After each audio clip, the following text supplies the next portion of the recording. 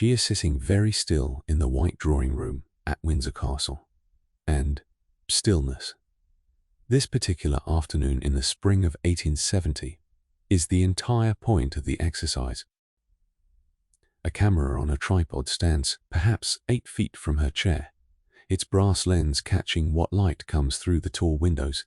and the photographer beneath his dark cloth has just asked Her Majesty for perhaps 30 more seconds without moving.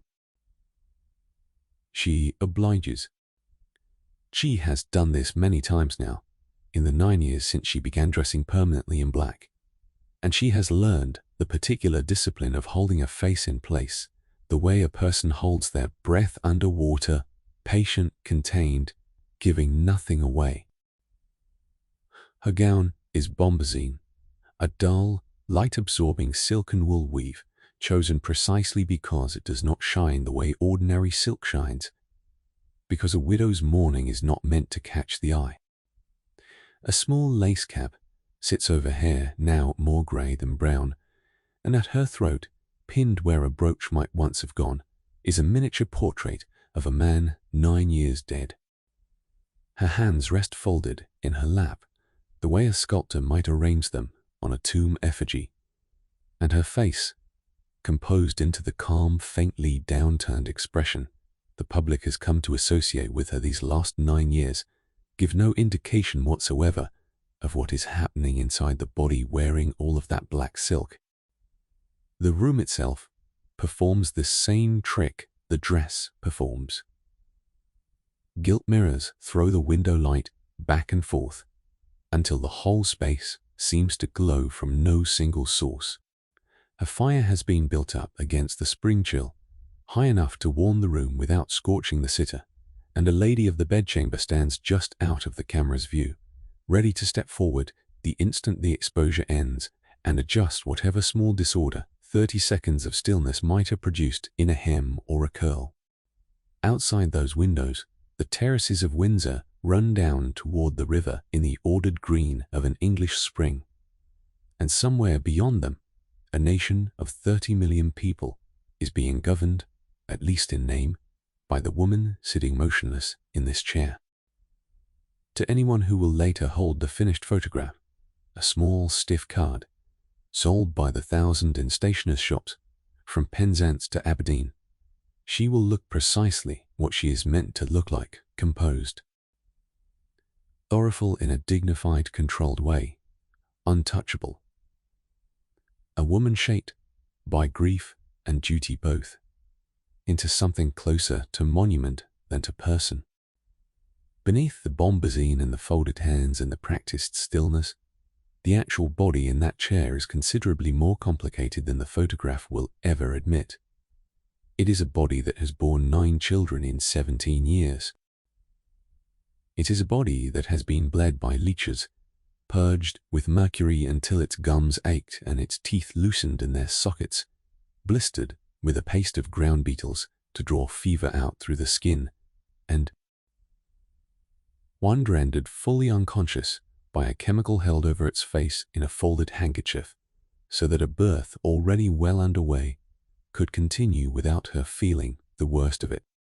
It is a body that eats too quickly and suffers for it nightly, that has been dosed with opium tincture to survive a grief nobody expected her to recover from, and that has, over 3 decades now, been examined, diagnosed, occasionally misdiagnosed,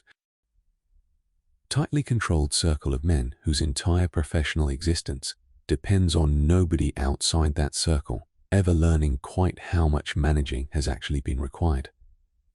The photograph will show none of it. That is what the photograph is for. This is 1870, and Victorian Britain has organized an entire cultural apparatus around the idea that the monarch does not, in any meaningful sense, have a body at all. She has an office, a bloodline, a set of constitutional functions, and, increasingly, an image reproduced in newsprint and carte de visite until her sorrowful widow's face is one of the most recognizable in the world. What she is not permitted to have, in any account the public is allowed to see, is a stomach that pains her most nights, a jaw that has been chemically compromised by the very medicine meant to help it, or a private history of physicians standing at her bedside making decisions that, more than once, they got wrong. Every stratum of that society has agreed, more or less without discussing it, that the sovereign's body is a subject that simply does not come up. This video is the conversation that agreement was built to prevent. Not a scandalous one, and not a mocking one. A real one, conducted with the same patient attention a physician of the era might have given a case history, walking carefully through what the royal doctors actually did to the body behind the crown, and what that body actually endured because of it. Strip away the carefully constructed mythology, Victorian royal health, the marble composure, the untouchable widow in black, and what is left underneath is a woman in a demanding, difficult body, managed for more than 30 years by medicine.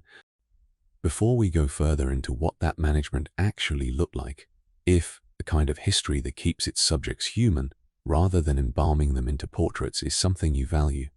take a moment to subscribe. It costs nothing, and it helps this kind of account keep getting made. And if a particular detail in what follows catches you, leave a comment about which one. I read every comment that comes in. Let us begin then, not with the crown or the empire or the 9 children whose names fill the history books, but with the room where all of that actually happened to her body, and with the one person in this account whose entire working life was spent making certain nobody outside that room ever knew the particulars. Her name was Martha Kerslake, and by the spring of 1870, the year Sir James Clark finally died at Bagshot Park, after 33 years in and around the royal household. She had spent almost that entire span of her own working life inside the private medical apparatus surrounding Queen Victoria. She was born in 1822 in a small market town not far from Windsor, the daughter of a druggist who kept a shop selling everything from cough linctus to rat poison behind a single counter. And she had grown up, as druggists' daughters often did, with a working knowledge of scales and grains and tinctures. She came into royal service in 1838 as a still-room maid, 16 years old and unremarkable in every way the household records bothered to note, and she might have remained an unremarkable still-room maid for the whole of her career had Sir James Clark's own dispenser, an older man named Hallowell, who managed the physic prepared for the royal apartment, not noticed within her first year that the new girl measured a compound more precisely by instinct than servants twice her age. By 1841, still not yet 20, Martha had been quietly absorbed into the small, mostly invisible staff responsible for compounding and administering the medicines Sir James Clark prescribed for the young queen. She was not a nurse in any formal sense, and she was certainly not a physician. Royal households of this period maintained their own working dispensaries, staffed by apothecaries and their assistants who weighed out doses, prepared poultices, kept the leech jars stocked and cleaned, and stood ready at odd hours to fetch whatever the physician in attendance called for. Martha's position, dispenser to the royal medical household, placed her somewhere in that peculiar middle ground below stairs, occupied by servants whose work required real technical skill and considerable discretion, but earned them almost none of the visibility given to the ladies and gentlemen who attended the Queen in public. She measured out calomel in grains on a small brass scale kept in a locked cabinet. She minced dried cantharides beetles into powder with a marble pestle worn smooth by decades of the same motion. She fed and cleaned the leeches kept in a covered jar of water changed twice weekly. And she had learned, by her mid-20s, to read the small, precise handwriting Sir James Clark used on his prescription slips. What none of this work left her, by 1870, was a body untouched by the substances she spent her days measuring for someone else. Her hands, when she held them still in good light, carried a faint grey-blue discoloration along the nail beds that never fully washed away, the visible mark of 3 decades spent handling mercury compounds without gloves. Because gloves would have made fine dispensing work impossible, and nobody in 1841 thought to warn a 16-year-old girl that the substance she was learning to weigh so precisely might absorb slowly through the skin of half a lifetime. She had, in the last several years, developed a fine, almost imperceptible tremor in her right hand, worst in the mornings, that she had learned to still by pressing her palm flat against the dispensary table. She had noticed, without ever quite saying so aloud to anyone, that her gums had gone slightly tender in a way that reminded her uncomfortably of symptoms she had watched appear in patients given calomel too often or too long. She had never mentioned any of this to a physician. It did not occur to her in a household organized so completely around the Queen's body that her own body might be worth a physician's attention. She kept a small private notebook of her own, tucked beneath a loose board near her narrow bed, in which she recorded, in the plain, careful hand her father had taught her, the recipes and doses she had learned across her career, a quiet record meant for nobody but herself, since no institution she served had ever once asked to hear anything she knew. What was expected of Martha on any given day inside Windsor Castle or Buckingham Palace had almost nothing to do with comfort and a great deal to do with precision under pressure. She rose before 6, checked the leach jar, restocked the dispensary shelves, and spent long stretches of most days simply waiting, ready to be summoned the moment a physician needed a compound prepared or a plaster spread, because royal medicine ran on the same rhythm as royal dining, invisible until the exact moment it was required. And then required instantly. She had assisted, over the decades, at the edges of 9 royal births, mixing the tinctures given afterward for pain and exhaustion, and she had stood in an adjoining room in 1853, preparing a fresh handkerchief, while Dr. John Snow administered something entirely new to English medicine to the Queen herself. She had been in the household, young and low enough in rank to hear everything and repeat none of it, during the terrible spring of 1839, when Sir James Clark's misjudgment of a woman named Lady Flora Hastings. She had watched Prince Albert die slowly in December of 1861 and had spent the months afterward preparing, in careful, measured doses, the laudanum that helped the Queen survive a grief that by every account very nearly undid her entirely. She has, in short, spent her entire adult life inside the one room the 19th century agreed to keep shut, and on this particular spring day in 1870, with Sir James Clark, dead not 3 weeks, and Dr. William Jenner, now firmly established as the senior physician in a household Martha has served for 32 years, she finds herself doing something she has almost never permitted herself before. She is remembering, in order, everything that room actually contained. 9 children in 17 years. That is the plain arithmetic of it. The Princess Royal, born in November of 1840, not quite a year into the marriage, followed by Albert Edward the following year, then Alice, Alfred, Helena, Louise, Arthur, Leopold,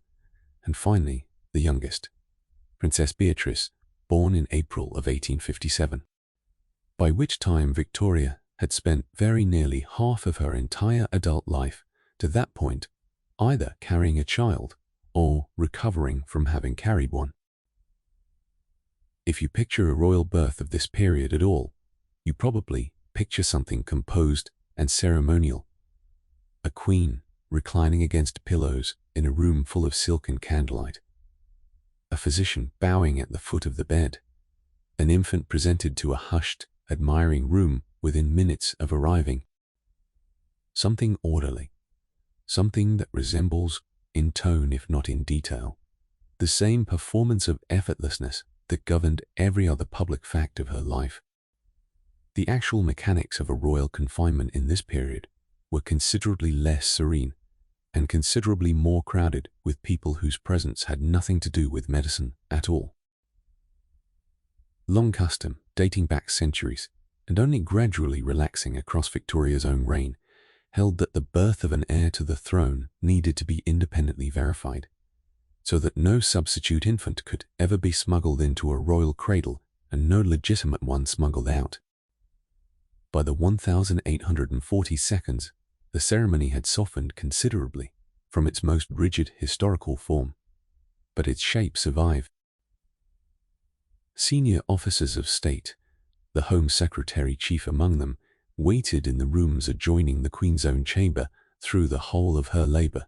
so that the instant a child was born, they could be brought in to see with their own eyes that the infant now being swaddled was truly the infant the Queen had just delivered. Victoria found the entire arrangement humiliating and said so plainly in her own writing, but it was not an arrangement any monarch of the period had the power to simply cancel. It persisted through birth after birth, an audience of government men standing in an adjoining room, or the Queen of the United Kingdom laboured on the other side of a door, because the constitutional apparatus of the country required proof of her body's exact activities in a way it required proof of almost nothing else she ever did. The physician most responsible for managing those 9 confinements was not Sir James Clark, whose authority over the Queen's general health was considerable, but whose formal training lay outside obstetrics. That specific, highly specialized work belonged to Dr. Charles Locock, appointed physician accoucheur to the Queen at the very start of her married life and present, in one capacity or another, at every single one of her 9 deliveries across 17 years. Locock's expertise represented the more modern face of British obstetrics, a discipline still fighting for professional respectability in a period when a great many births, royal and otherwise, were managed by midwives, working entirely outside the world of formally trained physicians. His repeated presence at Victoria's bedside, birth after birth, made him one of the most quietly influential medical men in the country, in a specialty most educated society still considered faintly indelicate to discuss in mixed company at all. Locock received a baronetcy for his long service to the royal nursery, a recognition considerably more public than anything ever extended to the servants who supported his work behind the scenes. And his name appears, again and again, in the household accounts. Martha herself helped keep requesting this tincture or that quantity of linen for a confinement that the wider public would learn of only once the announcement had already been made and the ordeal itself safely concluded. For Martha, working in the dispensary during these confinements meant a particular kind of pressure entirely separate from the crowd of officials waiting down the corridor. She prepared the tinctures given in the hours immediately following delivery, restorative compounds built around wine, sugar, and small measured doses of opium meant to ease the exhaustion and pain of labor's aftermath. And she learned, across the span of Victoria's childbearing years, to read the particular quality of quiet that settled over the royal apartments once a birth had concluded successfully. It was rarely a peaceful quiet. More often, it was the specific silence of a household holding its breath, waiting to see whether the mother, having survived the delivery itself, would also survive the days immediately following it, a period every attendant in that household understood carried its own considerable danger, since puerperal fever killed royal and common women with almost identical indifference to rank. Dr. Locock and the physicians working alongside him watched for its earliest signs with particular vigilance in the days immediately following each delivery: a fever, a foul discharge, a rising pulse.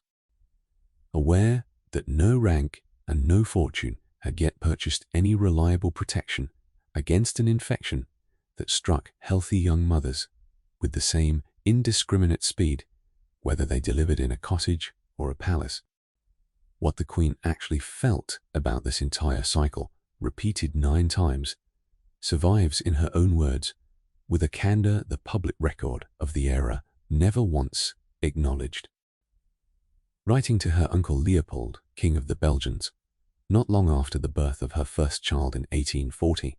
she noted, with a bluntness that would have startled anyone picturing the serene young mother of the official portraits, that men rarely think, or think seldom, what a hard task it is for women to go through this very often. In letters, written years later to her own eldest daughter,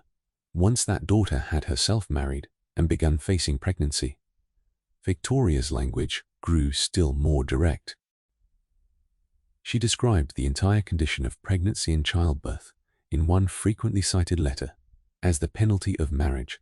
a phrase that strips away every ounce of the sentimental Victorian language surrounding motherhood and replaces it with something closer to an accounting of cost.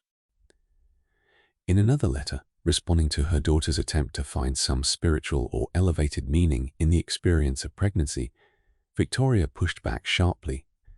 writing that she thought much more of women being like a cow or a dog at such moments. It is a startling sentence to encounter from a queen whose public image rested so heavily on maternal serenity, and it is entirely her own, preserved in her own hand.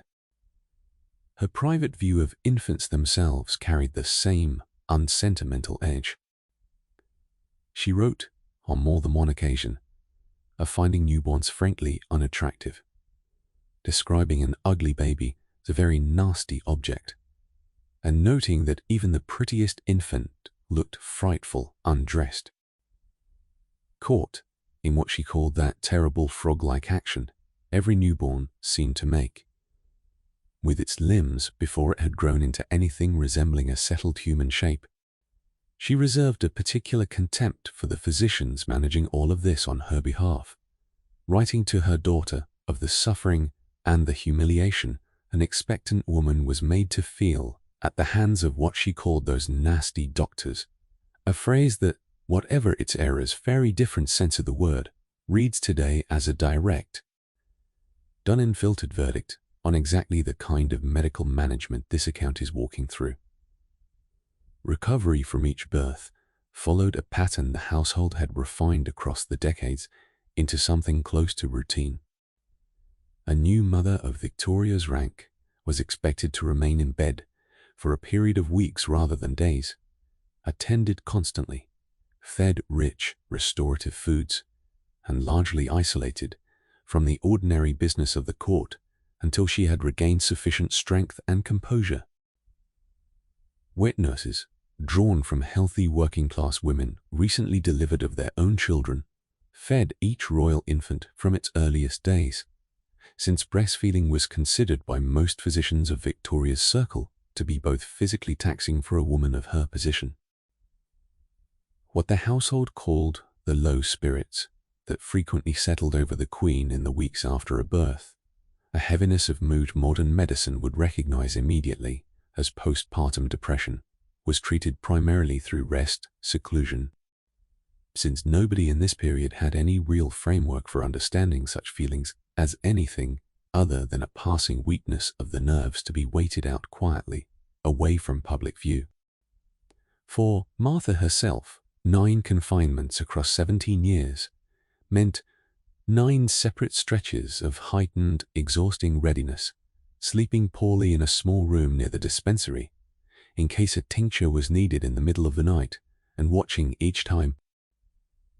like the 8 before it, would end without the catastrophe that still claimed so many women of every rank in this period.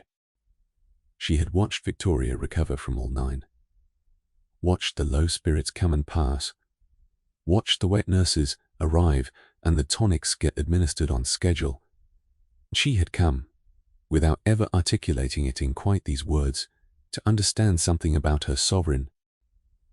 The woman in the bed during each of those recoveries was not a symbol of anything.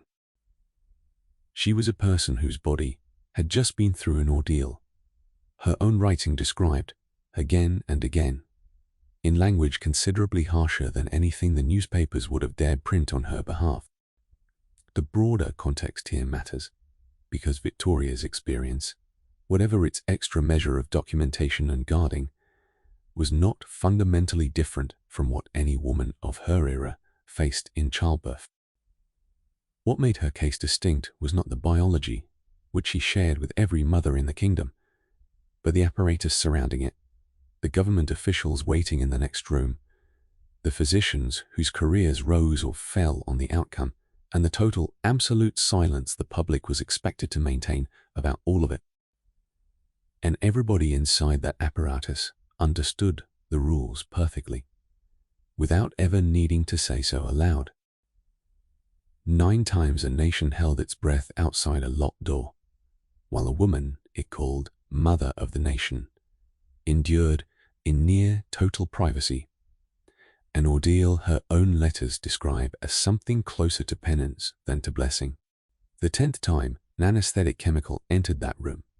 in 1853, it would change the picture considerably, and it is to that particular afternoon and to the physician who brought the chemical with him that this account turns next. Until the spring of 1853,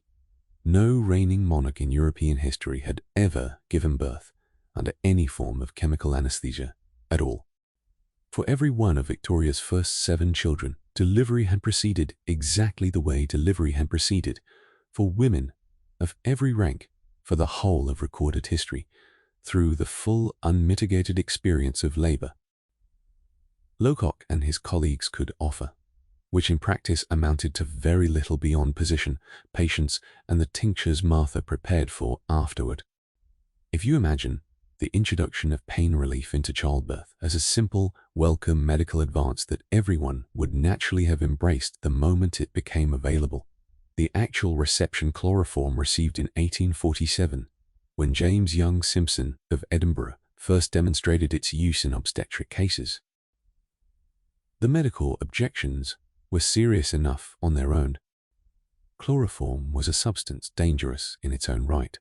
capable of stopping a patient's heart or breathing if administered carelessly, and physicians across Britain spent the years immediately following Simpson's demonstration arguing bitterly over whether the risk was acceptable in a case like childbirth.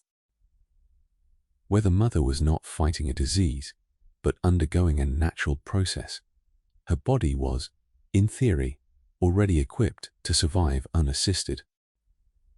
Beneath that medical caution ran a current of religious objection that struck modern sensibilities as considerably stranger. A significant number of clergymen, particularly within the stricter Calvinist tradition prominent in Scotland, argued publicly that the pain of childbirth was not an unfortunate biological accident to be relieved wherever possible, but a specific, divinely ordained punishment rooted in the biblical account of Eve's transgression in the Garden of Eden, and that a woman who accepted chemical relief from that pain was, in some meaningful theological sense, refusing a burden God himself had assigned to her. Simpson, to his considerable credit, answered this argument directly and forcefully, pointing out, among other things, that the same biblical account described God causing a deep sleep to fall upon Adam before removing his rib, which struck Simpson as reasonably strong scriptural precedent. The theological argument did not vanish overnight, but it lost a great deal of its force once a rather more persuasive authority weighed in on the other side. That authority arrived on the 7th of April, 1853. John Snow, a physician already building a considerable reputation as the country's most careful and scientifically rigorous practitioner of chemical anesthesia, a man who would go on, within a few years, to make an entirely separate mark on medical history by tracing a London cholera outbreak back to a single contaminated water pump. Snow's approach to chlorophyll was methodical in a way that set him apart from many of his contemporaries. Rather than simply soaking a cloth and holding it over a patient's face until they lost consciousness, he had spent years studying dosage, ventilation, and the precise physiological signs that separated safe, light anesthesia from real danger. And he administered the chemical drop by drop, onto a folded handkerchief held a careful distance from the patient's nose and mouth, adjusting the concentration continuously based on her breathing and responses. Called to Buckingham Palace for the birth of Victoria's 8th child, the boy who would be named Leopold, Snow administered chloroform intermittently across the final hour or so of her labor, keeping her conscious and aware throughout, but substantially relieved of the pain that had accompanied every one of her previous 7 confinements without exception. Victoria's own reaction, recorded in her journal in the days immediately following, leaves no ambiguity at all about how she experienced the difference. Dr. Snow, she wrote, gave her that blessed chloroform, and the effect was soothing, quieting, and delightful beyond measure. It is difficult to overstate how significant that private sentence turned out to be for the future of British obstetric medicine, because within days of the birth becoming known, the fact that the Queen herself had used chloroform in labour began circulating through London society, and from there, through the medical press. The theological objections that had dogged Simpson since 1847 did not disappear, but they lost most of their remaining public force almost overnight, because a monarch whose entire authority rested in the popular imagination on divine sanction had just demonstrated, in the most personal way possible, that she saw no conflict whatsoever between her faith and her comfort. The chemical acquired an informal name in the wake of the birth, chloroform à la reine, anesthesia in the manner of the Queen and Snow, returned to attend Victoria a second time in April of 1857 for the birth of her 9th and final child, Princess Beatrice. Snow kept his own private casebook through these years, recording dosages and outcomes across hundreds of patients with the same meticulous discipline he brought to the Queen's own confinements, a record that later physicians studying the early history of anesthesia have relied upon precisely because so few of his contemporaries kept anything comparable. For Martha, the night of Leopold's birth meant a task unlike anything she had prepared for in 15 years of royal service. She had spent the preceding days at Dr. Snow's specific instruction, folding and refolding clean linen into the particular loose cone shape he preferred for administration, testing the fabric's weave against her own wrist to be certain it would neither pull the liquid chloroform against a patient's skin. She stood in an anteroom through most of that final hour, ready to hand fresh linen the moment it was called for, listening through a partly open door to sounds she had heard 8 times before, and one new sound she had never heard once in 15 years attending royal confinements, which was a long, extended silence where pain should have been. She did not fully understand, that night, the chemistry of what Dr. Snow was doing. She understood, watching the household's collective tension ease in the hours afterward, that something new had truly entered the room, and that the woman recovering upstairs was, for the first time in 9 attempts, recovering from an ordeal she had actually been permitted to sleep through in part. The wider medical and social context surrounding this moment reveals just how thoroughly one private choice could reshape public behavior across an entire country. The historian Stephanie Snow, who has written extensively on Dr. Snow's career and the reception of anesthesia in this period, has documented how quickly chloroform moved from a controversial, contested intervention into something close to fashionable practice among the upper and middle classes once royal approval became known.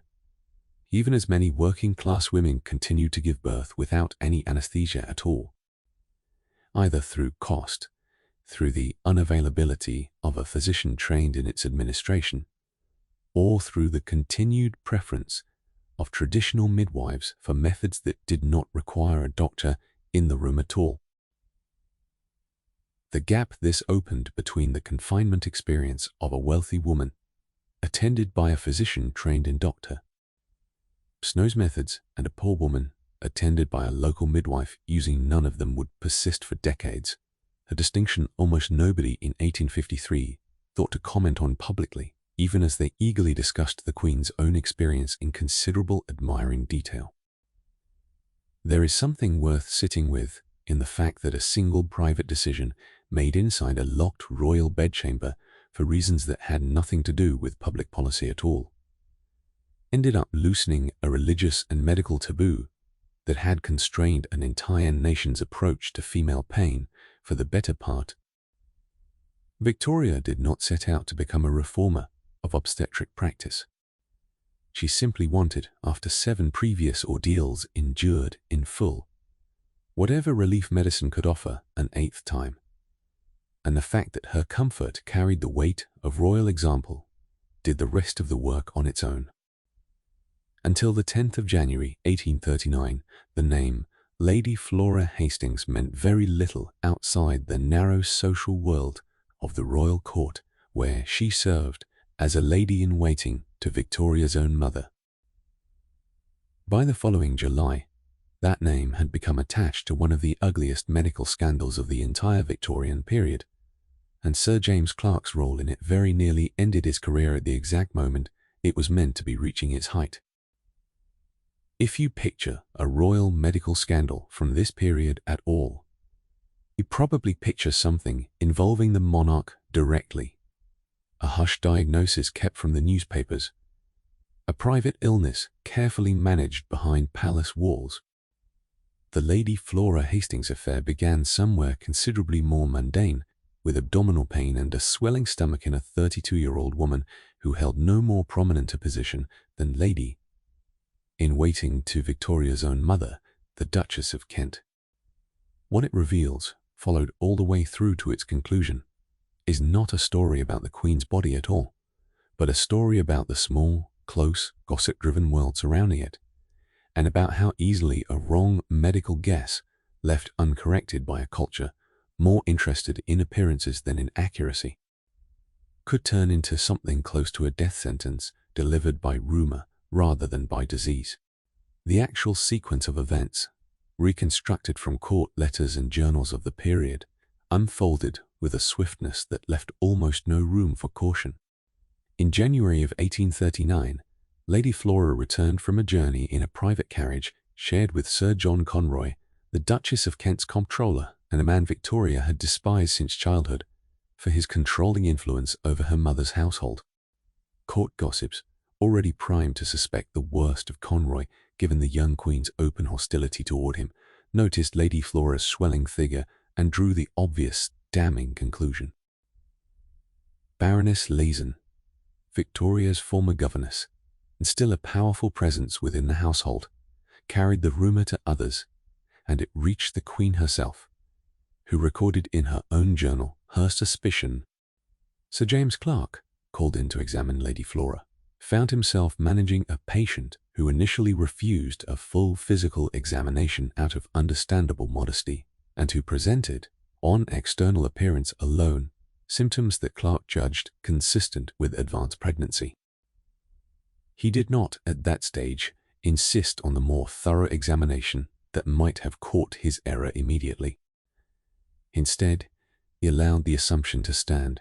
and the assumption, once loose inside a court this small and this inclined toward gossip, proved almost impossible to contain. What followed for Lady Flora Hastings over the subsequent weeks amounted to a kind of social execution conducted entirely without proof.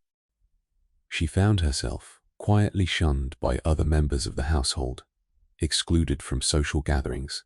and treated by a Queen not yet 20 years old with a coldness that Victoria herself would later come to deeply regret.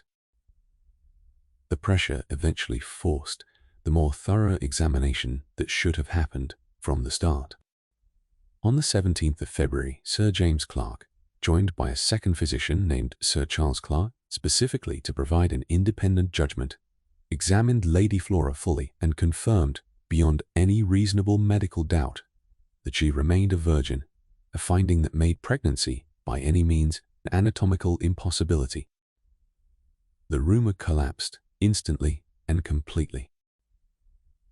What did not collapse, unfortunately, was whatever illness had actually been causing her abdominal swelling in the first place,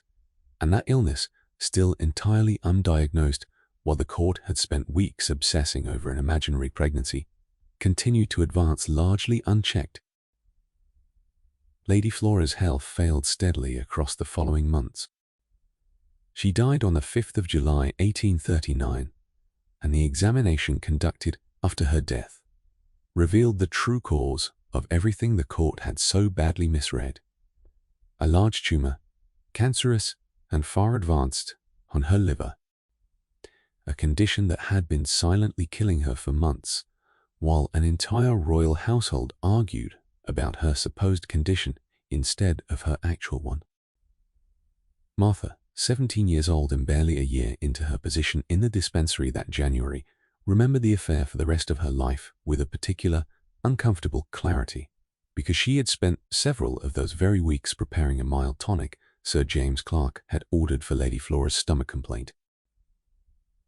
A preparation built around ginger and a small quantity of bicarbonate, intended to ease what everyone in the dispensary understood, at the time, to be nothing more than a digestive upset. She had carried the tonic up to Lady Flora's rooms, herself on at least 2 occasions,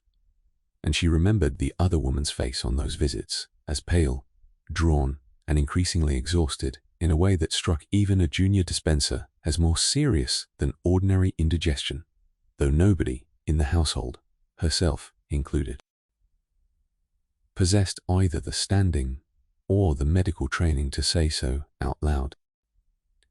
She learned only much later, once the whole affair had become public knowledge and Lady Flora had already died, that the substance she had been carrying up those stairs twice a week had been treating a symptom of the real disease all along. While every person of higher rank in that household had been consumed instead by a rumor that had nothing whatsoever to do with what was actually killing her. The public reckoning that followed the revelation of Clark's mistake was severe, and it reached considerably higher than the physician himself. Lady Flora's brother, the Marquess of Hastings, along with Conroy, launched a sustained press campaign attacking both Clark and the Queen directly. The story that emerged in the newspapers was not simply one of a medical misdiagnosis, but of a young monarch and her household. 1. Victoria, only recently crowned and still learning the weight of her own public image, was hissed at during a public appearance at Ascot that summer, an experience that shook her badly and that she referenced in her own writing for years afterward. In September, the medical journal The Lancet published a sharp critique of Clark's handling of the case, noting several other conditions whose symptoms overlapped with what Lady Flora had actually presented, and questioning why a physician of his standing had not pursued a more careful differential diagnosis before allowing so damaging an assumption to take. The pamphlet war that followed occupied London's drawing rooms for months, with Lady Flora's own mother publishing an account of the affair that named Clark directly and accused him of a want of delicacy no physician attending a lady of rank should ever have permitted himself.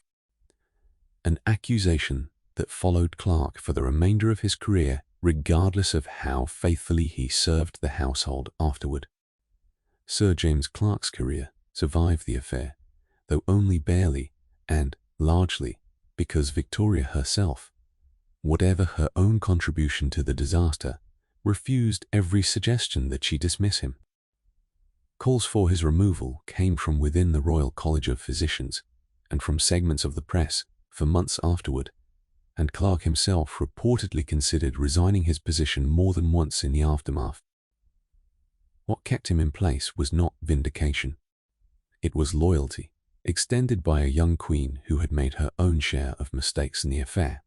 and who seems, by every surviving account, to have felt her physician's error somewhat less severely than she felt her own complicity, the gossip that had preceded it. He remained her physician in ordinary for another 2 decades, a fact Martha herself found difficult to fully reconcile even 3 decades later. Standing in the same dispensary where she had once measured out a stomach tonic for a dying woman nobody had thought to examine properly. The broader pattern the Hastings affair reveals says less about any single physician's competence than about the culture surrounding royal medicine generally, a culture in which a court's appetite for gossip could move faster and with more consequence than its capacity for careful diagnosis. Quote, in this case, the ongoing hostility between Victoria's Circle and the Duchess of Kent's could shape a medical judgment as much as any physical symptom did. Clark had every professional tool available to catch his error earlier. What he lacked, in a household this small and this politically charged, was any real incentive to slow down and question an assumption that, wrong as it was, happened to align neatly with what everyone around him already wanted to believe. There is something worth sitting with in the fact that Lady Flora Hastings died, having been publicly, wrongly accused of the one thing her own body had never actually done, while the disease that was actually killing her went almost entirely unremarked upon.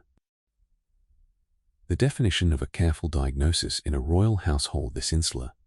depended less on medical training than on whether anyone with real authority had reason to look past the story already being told, and in the spring of 1839, nobody with that authority did. Which brings us to the treatment every one of Sir James Clark's patients could expect virtually without exception, whenever the specific nature of their complaint remained stubbornly uncertain, because uncertainty in Victorian medicine rarely meant doing nothing. It meant reaching for the oldest tool in the physician's kit and applying it directly to the skin. If you imagine bloodletting at all, you probably imagine it as something confined to the medieval past, a crude practice medicine had long since abandoned by the time an empire as advanced as Victorian Britain was mapping continents and laying transatlantic cable. The truth is very nearly the opposite. Leeches remained a completely ordinary feature of respectable medical practice throughout Victoria's reign, prescribed by physicians of the highest standing for complaints as varied as headache, fever, inflammation, and a great many gynecological conditions besides, and the theoretical framework underneath the practice traced back not decades but centuries to a model of the body that had shaped Western medicine since antiquity. That framework was humoral theory, and its logic, once understood, explained almost everything else this account has already described. Ancient and medieval physicians had proposed that the human body was governed by 4 fluids, or humours: blood, phlegm, yellow bile, and black bile, and that health depended entirely on those 4 fluids remaining in proper balance with one another. Illness, in this model, was not caused by invisible organisms or specific organ dysfunction, ideas that would not take firm medical hold until later in the century. It was caused by an excess or deficiency of one humour relative to the others, and the physician's job was to correct that imbalance directly, through whatever means available. A patient suffering from headache, fever, or a flushed, plethoric complexion was by this logic carrying too much blood, and the most direct possible remedy was simply to remove some of it. By the 1840 seconds and 1850 seconds, formal humoral theory in its purest ancient form had faded considerably from elite medical education, replaced by newer physiological ideas, but the practical habits it had built over centuries, bloodletting chief among them, persisted largely unchanged, because they were woven so deeply into ordinary clinical practice that abandoning them required more evidence than most working physicians of the era had yet encountered. The leeches themselves, Erudo Medicinalis, arrived in Britain by the millions across Victoria's reign, imported chiefly from France, where an entire commercial industry had grown up around harvesting the creatures from ponds and marshes and shipping them to apothecaries and physicians across the country. A well-stocked medical household kept its leeches in a covered jar of clean water, changed regularly to keep them healthy, and a single leech, applied to the skin at a temple, behind an ear, or across an inflamed joint, could draw a surprising quantity of blood, both during its feeding and for some time afterward. Since the leech's saliva contains a natural anticoagulant, that keeps the wound bleeding, well past the point the creature itself has detached, sated and swollen, and dropped away. For a headache, judged severe enough to warrant treatment, a physician might apply anywhere from 2 or 3 leeches to a dozen or more, depending on the patient's constitution and the perceived severity of the plethora being corrected, and the resulting small wounds were left to bleed for a controlled period before being dressed. The scale of the trade behind this practice was considerable. French leech farmers exported enormous quantities of Hirudo medicinalis to Britain across the middle decades of the century, sold on to apothecaries by weight and by the dozen, and a well-provisioned dispensary like the one Martha managed kept a running stock large enough to meet sudden demand. Treating a patient. For Queen Victoria specifically, leeching formed a routine part of Sir James Clark's, and later, Dr. William Jenner's treatment repertoire for the severe headaches that troubled her periodically throughout her adult life, headaches that modern medicine might attribute to any number of causes, but that her own physicians, working from the framework available to them, generally understood as a local excess of blood pressing against the vessels of the head. A course of leeches applied behind the ears or across the temples was considered a perfectly ordinary response to such a complaint, no more remarkable within the medical culture of the period than a modern physician reaching for a common analgesic. The practice extended well beyond headaches. Leeches were applied for a wide range of what the era called inflammatory conditions, and physicians of Clark's generation used them with particular frequency for gynecological complaints,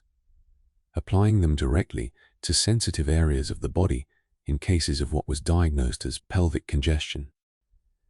A use of the treatment that later generations of medical historians have found among the more difficult aspects of 19th century practice to read about with any comfort, and one that Victorian medical writing itself discussed only in the most clinical, euphemistic language available. Martha's responsibility for the leech jar was one of her earliest and most enduring duties inside the royal dispensary, a task she performed for more than 30 years with the same unglamorous consistency she brought to every other part of her work. She changed the water twice weekly, examined each leech for signs of illness or excessive engorgement that might make it unsuitable for use, and prepared the small dishes of salt water used to encourage a stubborn leech to release its grip once it had drawn sufficient blood, since a leech interrupted too early or too roughly could leave its small, sharp teeth embedded in the wound. She had assisted directly at Victoria's bedside on more than one occasion when a headache proved severe enough for Sir James Clark to order leeches applied, holding the small dish steady while he positioned each creature carefully at the temple or behind the ear. And she had grown, across the decades, entirely unmoved by a sight that a modern audience might find hard to watch: a monarch of the most powerful empire on earth lying still while a handful of aquatic worms fed on the blood at her temples, in the calm, matter-of-fact belief that this was simply what medicine looked like when it was working correctly. The broader medical picture during these decades was beginning to shift, even if that shift arrived too gradually to change Victoria's own treatment in any meaningful way. In France, the physician Pierre-Louis had spent the 1,830 seconds applying what he called the numerical method, a rudimentary form of statistical comparison to bloodletting's actual effect on patient outcomes, and his findings, published and debated across European medical circles, suggested strongly that the practice did considerably less good than centuries of confident clinical tradition had assumed. His work planted real doubt among a portion of the medical establishment, doubt that would eventually, by the closing decades of the century, push bloodletting into serious decline as a first-line treatment. For most of Victoria's reign, though, and certainly for the physicians attending her directly, leeching remained a standard, unremarkable tool, applied without any particular sense that the practice itself might one day be viewed as a historical curiosity rather than sound medical judgment. The definition of a well-managed headache inside Windsor Castle in the middle decades of the 19th century had almost nothing to do with the biochemistry a modern physician would investigate, and everything to do with a theory of bodily balance. Nobody attending Victoria during these episodes considered the treatment strange in the slightest. It was simply what a competent physician did, and Martha, kneeling beside the royal bed with her dish of salt water ready, understood herself to be participating in exactly the kind of careful, considered medicine her entire training taught her to trust. Now, the mercury. Because if leeches represented Victorian medicine reaching outward, drawing something unwanted out of the body through the skin, the substance this account turns to next represented the opposite approach entirely, a remedy taken in, swallowed deliberately, in the confident belief that a small, carefully measured dose of poison might be exactly what an ailing digestion required. If you picture a Victorian medicine cabinet, you probably imagine bottles of laudanum and perhaps a tin of the era's more famous patent tonics, rather than a small paper packet of grey-white powder that looks to modernize almost indistinguishable from a common household chemical. That powder was calomel, mercurous chloride, and it sat, through most of Victoria's reign, among the single most frequently prescribed medicines in the entire British pharmacopoeia, reached for by physicians of every rank for complaints ranging from constipation and indigestion to fevers, liver disorders. Poorly defined category. The era simply called biliousness. The logic behind calomel's popularity was, within the medical framework of the time, entirely coherent. A physician who believed illness often stemmed from a sluggish or overloaded digestive system, and a great many did, wanted a remedy that would purge the body thoroughly, and calomel delivered exactly that, triggering vigorous salivation and equally vigorous evacuation of the bowels, effects the era's physicians interpreted as clear, visible proof that the medicine was working, flushing out whatever corrupted matter had been troubling the patient.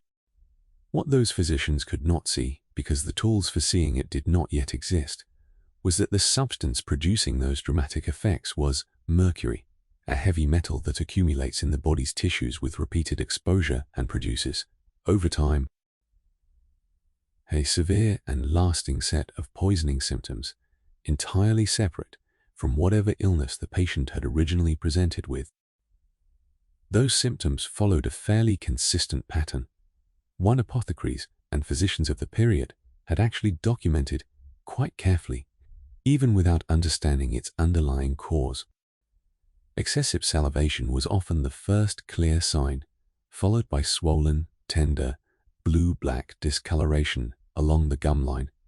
loosening of the teeth in their sockets, and in advanced cases, outright tooth loss. Beyond the mouth, patients dosed repeatedly with calomel frequently developed a fine tremor in the hands, a condition physicians of the period sometimes called mercurial erethism, along with pronounced irritability, mood swings, and a kind of jittery, anxious restlessness that, absent any framework connecting it back to the medicine itself, was often simply attributed to the patient's underlying nervous temperament, rather than to the treatment being administered for an entirely unrelated complaint. A related compound, popularly called blue mass or blue pill, carried the same mercury content in a slightly different preparation and enjoyed nearly identical popularity as a general-purpose remedy across the same decades, prescribed to patients as prominent as government ministers. Apothecaries who spent their careers compounding mercury preparations of this kind were, by the middle of the century, a recognizable enough occupational group that a handful of physicians had begun cautiously noting a pattern among them. A certain characteristic tremor and irritability that seemed to follow long service in a dispensary, rather than any illness the compounder had actually been treating, though the observation remained scattered and informal, never gathered into anything resembling a systematic warning. Queen Victoria's own struggles with indigestion were, by every account from those who attended her, a genuine and recurring feature of her adult life, and the cause was not particularly mysterious even by the standards of her own era. She ate quickly, a habit remarked upon repeatedly by household staff and visiting dignitaries alike, moving through course after course at a pace that left her guests still working through their soup while the Queen's plate had already been cleared, and the result, night after night, was the kind of bloating and abdominal discomfort that any modern physician would immediately connect to the speed of consumption rather than to any deeper disorder. Sir James Clark, and in later decades, William Jenner, treated this recurring complaint the way any physician of their training would have treated it, with calomel or its close relatives, prescribed in what the era considered moderate, sensible doses whenever the Queen's digestive troubles grew severe enough to warrant intervention. Martha's role in this particular treatment placed her closer to the substance's actual physical danger than almost any other task she performed. Calomel arrived at the dispensary as a raw compound that had to be weighed with real precision, since the difference between a therapeutic dose and one that would trigger the full unpleasant cascade of poisoning symptoms was a matter of only a few grains, and she measured it day after day, year after year, on the small brass scale kept for exactly this purpose, using her bare fingers to fold the powder into paper packets, because gloves would have made the fine work of measuring individual grains essentially impossible. It was this specific, repeated, decades-long exposure that had, by 1870, left the faint grey-blue discoloration along her own nail beds and the fine tremor she had learned to still before beginning any delicate task. From having watched them appear in patients given the very substance she handled every working day of her adult life, though she had never once connected the dots publicly or sought treatment for what was, by any modern medical understanding, the broader medical picture surrounding calomel's use in this period reveals something particularly telling about how slowly clinical practice could shift even in the face of mounting evidence. Criticism of what American physicians had begun calling heroic medicine, aggressive interventions like calomel dosing and repeated bloodletting, had been building steadily since at least the 1830 seconds and 1840 seconds. And by the middle of the century, a growing number of physicians on both sides of the Atlantic had begun quietly reducing their reliance on mercury-based purgatives in favor of gentler treatments. That shift moved through the medical profession gradually, rather than as any single decisive break, and it moved considerably more slowly through the conservative tradition-bound world of royal medicine, since a physician attending the sovereign had every institutional incentive to continue the treatments his predecessors had used successfully for decades, and very little incentive to experiment with anything newer or less thoroughly established. A physician who quietly abandoned calomel in favor of some newer, gentler preparation risked being seen by the older, more established members of his profession as chasing fashion rather than practicing sound medicine. A professional risk that weighed considerably more heavily on a man whose entire career depended on the confidence of colleagues who had trained under exactly the methods he might now be seen to be questioning. There is something difficult to reconcile in the fact that the very substance meant to relieve the Queen's evening discomfort was with each dose causing a slower, quieter kind of damage that nobody attending her had any framework for recognizing, and that the woman measuring out that substance with her own hands was, across the same 3 decades, absorbing a smaller but no less real version of the very poisoning she helped administer to her sovereign. The reality was that calomel's confident matter-of-fact place in the royal medicine cabinet depended entirely on a gap in scientific understanding neither the physician prescribing it nor the dispenser preparing it had any way of closing, and that gap would not begin to narrow in any serious way until long after both of them had finished their careers. Now, the poultice. Because when calomel and leeches together failed to resolve a fever the household considered serious, Victorian medicine reached for a third approach entirely, one that involved neither drawing blood from the body nor purging its contents, but raising an entirely new, deliberately painful injury on the skin itself. And the confident belief that a blister in the right place could pull sickness out of the body, the way a magnet draws iron filings from sand. If you picture a Victorian sickroom remedy applied to the skin, you probably picture something soothing, a warm compress, perhaps a simple mustard plaster of the kind still occasionally recommended by grandmothers well into the 20th century. Blistering therapy. The treatment Sir James Clark and his colleagues reached for whenever a fever or chest complaint seemed serious enough to warrant something stronger than rest and tonics was considerably more aggressive than that, and its central ingredient is not a garden herb at all, but a beetle, harvested, dried, and ground into a fine, greenish powder that carried real physical danger of its own. The insect in question was Litter vesicatoria, commonly known across Europe as Spanish fly, a beetle whose natural defense against predators is a chemical called cantharidin, carried in its body and released on contact as a powerful skin irritant. Apothecaries collected the beetles, dried them, and ground them into powder using a mortar and pestle, then mixed that powder into a paste, typically bound together with wax or lard to give it the right consistency for spreading before applying the finished plaster directly to a patient's skin.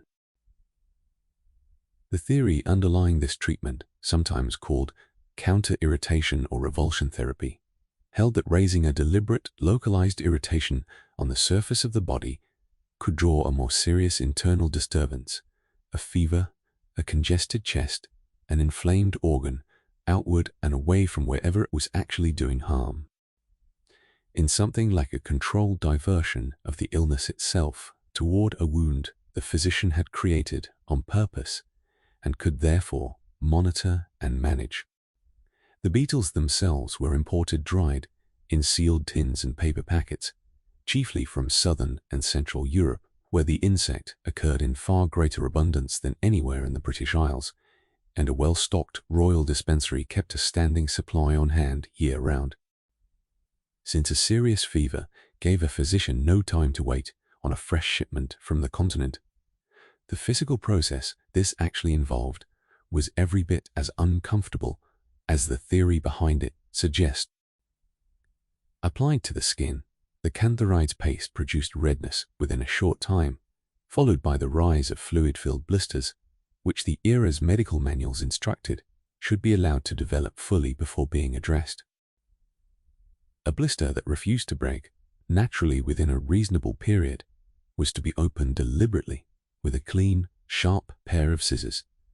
and the resulting discharge absorbed with linen dressings, changed regularly until the wound had run its course. The treatment was applied most commonly to the chest in cases of what the era diagnosed as pulmonary congestion or inflammation of the lungs, but physicians also used it on the temples for severe headache, along the spine for certain nervous complaints, and across aching joints in cases of rheumatism. Moving the plaster's placement according to wherever the underlying complaint was believed to be centered. Queen Victoria received this treatment on more than one occasion across her decades under royal medical care, applied by Sir James Clark and later by Dr. William Jenner, whenever a fever ran high enough or persisted long enough to seem seriously concerning rather than merely uncomfortable. The blistering itself, whatever relief it may or may not have provided against the underlying illness, added a second, entirely separate source of pain and discomfort to whatever the Queen was already suffering, a raw, weeping patch of skin that had to be dressed and monitored for days afterward. On top of the fever, the treatment had been meant to address in the first place. Nothing in the surviving record suggests anyone attending her considered this a particularly severe imposition. It was, within the medical logic available, simply what a competent physician did when rest and gentler remedies had not sufficiently resolved a serious fever. For Martha, preparing cantharides plasters ranked among the most physically unpleasant tasks her position required, and for reasons that went well beyond the smell of the crushed beetles, which was sharp and unmistakable, and clung to the dispensary for hours after each preparation. Cantharidin itself is capable of raising a blister on unprotected skin, with fairly minimal contact, a fact Martha had learned firsthand early in her training, when a careless afternoon of grinding the dried beetles without adequate protection for her own hands had left her with a painful, weeping patch across 2 fingers that took the better part of a week to heal. She had, after that single lesson, taken to wrapping her hands in cloth whenever she worked with the powder, and she measured the finished paste onto its linen backing with the same wary, deliberate care she might have used handling a live coal, aware that the substance she was preparing to relieve someone else's fever was 2-N, sufficient quantity,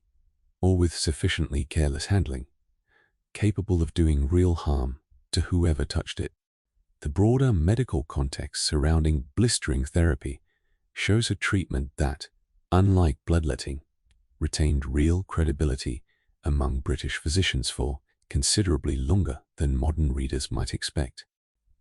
Counter-irritant treatments of this kind remained a standard feature of respected medical textbooks well into the later decades of the century, prescribed for children as well as adults, and the underlying theory, mistaken as it was in its specifics, was not entirely without a kernel of genuine physiological insight, since the nervous system does, in some documented cases, process pain signals from different parts of the body in ways that can meaningfully alter a patient's perception of an existing complaint. What 19th century medicine lacked was any reliable way to distinguish between a treatment that was doing something useful through that mechanism and one that was simply adding a second, entirely unnecessary injury on top of an illness the body would have resolved on its own, given time and rest, without any blister at all. There is something worth pausing on in the sheer physical logic of the whole procedure. A fever treated by manufacturing an entirely new wound, deliberately, with a beetle's own defensive chemistry, on the theory that the body's attention and whatever unseen morbid substance the era believed could be redirected toward that fresh injury and away from wherever it actually mattered. It was not a cruel treatment in the intentions of anyone administering it. It was within the framework available to Sir James Clark and Dr. William Jenner both, a serious, carefully considered medical response to genuine suffering, applied by physicians who believed completely in its logic and who had, in most cases, no meaningfully better alternative to offer instead. A patient who recovered after such a treatment left the physician's confidence in the method entirely undisturbed, since nothing about the case ever separated the healing the body would likely have managed on its own from whatever contribution the blister itself had actually made. A confusion that ran quietly beneath a great deal of what this account has already described. Which brings us to the question: nobody in the royal household ever needed to ask about the treatments themselves, because everybody already understood the answer, but that this account has been quietly building toward across every chapter so far. What exactly was the appetite that kept producing so much of the indigestion these remedies were meant to correct in the first place? If you picture a queen's dinner table, you probably picture restraint, small, delicate portions taken with the unhurried, deliberate manners a lifetime of formal training would produce. The actual pace at which Victoria ate her meals, remarked upon by household staff, visiting dignitaries, and her own family across the whole of her adult life, was closer to the opposite of restraint entirely, and it sat at the root of a great many of the digestive complaints that sent Sir James Clark and Dr. William Jenner reaching for their calomel packets in the first place.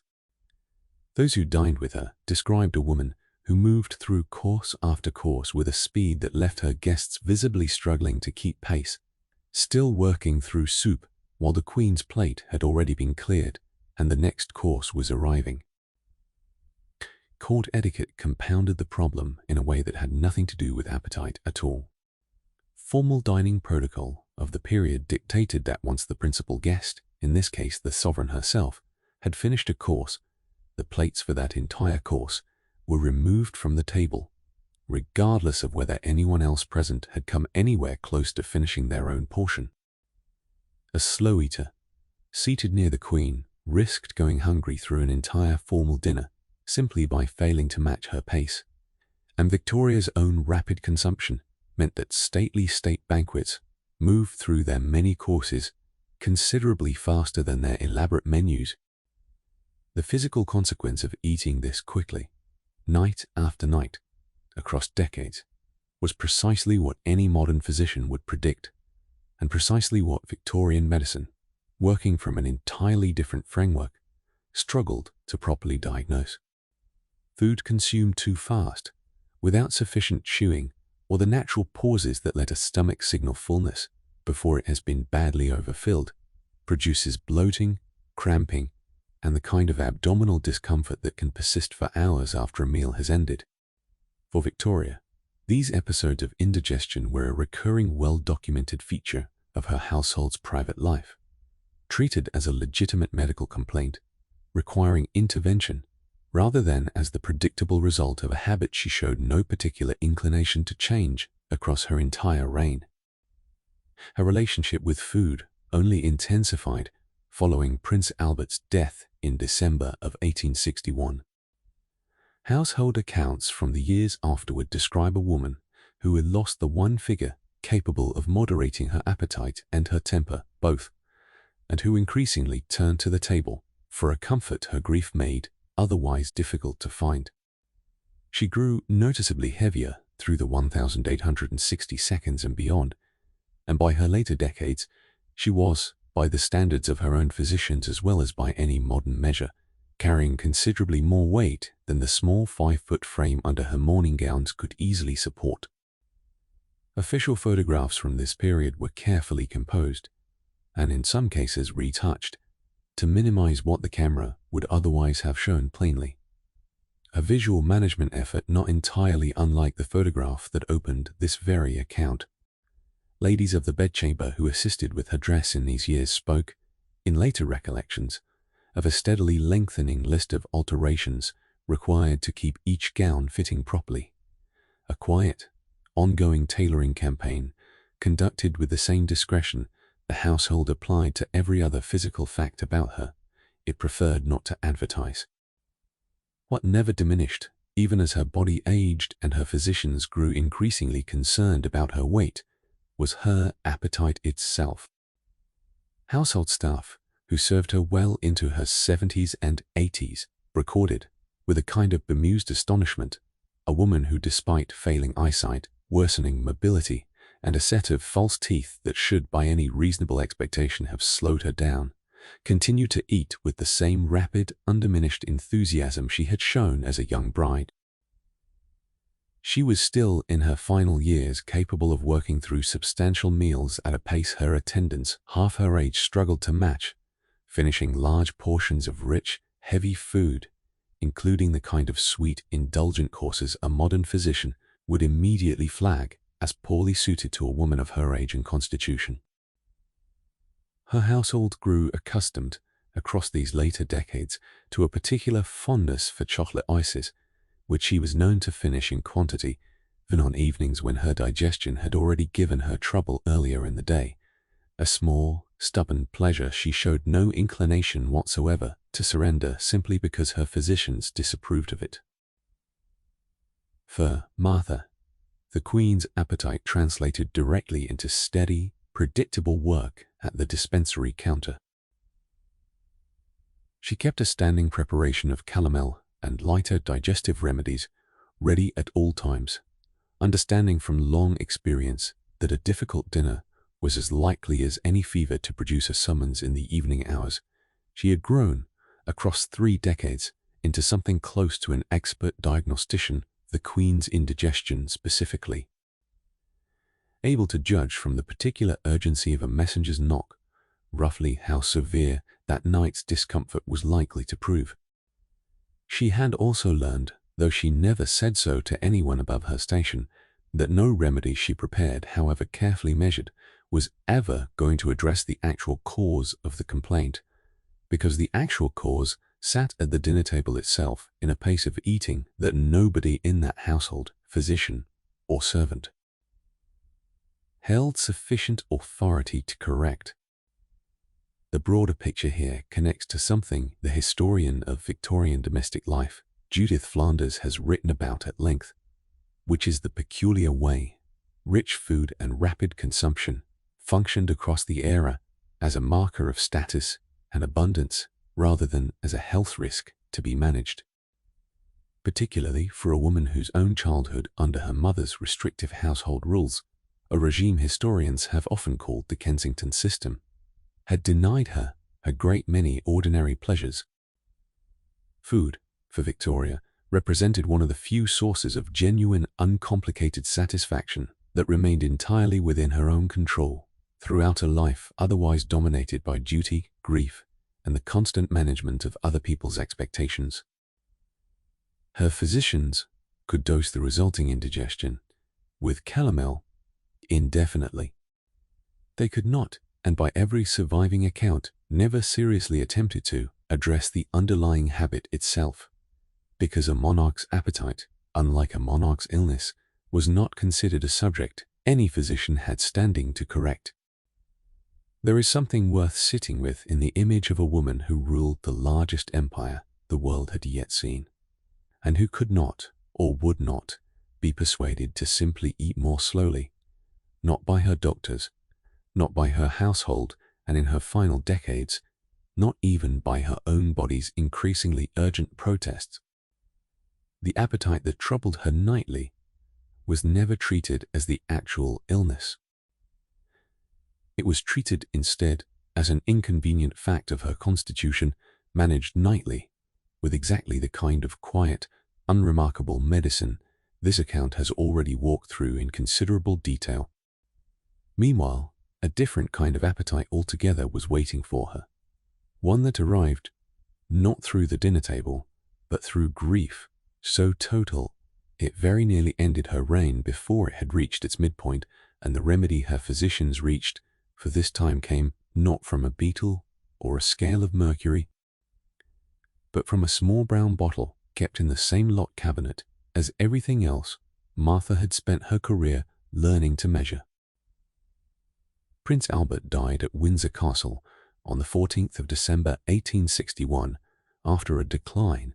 that had begun weeks earlier, and that his physicians, Dr. William Jenner, chief among them, had struggled throughout to properly identify, treating what they believed to be gastric or typhoid fever with the same broad, uncertain arsenal this account has already described. He was 42 years old. 42 herself, and married to him for over 2 decades, was left not simply widowed, but by every surviving account of those who witnessed her in the weeks that followed, very nearly destroyed by the loss in a way that alarmed her own family and government alike. She would later describe those first years of grief, in her own words, as paroxysms of despair and yearning and longing, a nightly, daily longing to die that persisted, by her own account, for the better part of 3 years. If you picture Victorian mourning as a matter of black dress and quiet dignity, a culturally sanctioned period of restrained sorrow eventually set aside, Victoria's actual experience of widowhood bears only a surface resemblance to that picture. She withdrew almost entirely from public life for years, refusing to open Parliament in person, declining most ceremonial functions, and retreating to Windsor, Balmoral, and Osborne House for such extended stretches that segments of the press and public began openly questioning whether the monarchy itself was. Her own physicians, managing a grief that showed no sign of resolving on any predictable timeline, turned to the same tool British medicine reached for whenever pain whether physical or of the kind that resists any clear physical description, needed to be dulled rather than cured. That tool was laudanum, a tincture of opium dissolved in alcohol that stood, by the middle of the 19th century, among the single most widely used medicines in the entire country, available without prescription from any chemist shop and prescribed by physicians. Undefined suffering the error called melancholia or nervous exhaustion. Jenna and the physicians managing Victoria's care through the worst of her mourning administered laudanum in carefully measured doses, both for the severe headaches that accompanied her grief and more broadly as a general calming agent, meant to ease a state of nervous distress that showed no sign of lifting on its own. The tincture did what laudanum reliably did, dulling pain, easing anxiety, and producing a kind of heavy, sedated calm that allowed a household desperate for some sign of stability to believe, at least for a few hours at a stretch, that the Queen was resting rather than simply suffering somewhere out of view. Martha's role during this period placed her once again close to a substance whose long-term risks nobody around her fully understood. She measured Victoria's laudanum doses with the same careful precision she brought to calomel, aware even then that opium tinctures carried their own well-documented capacity for dependence,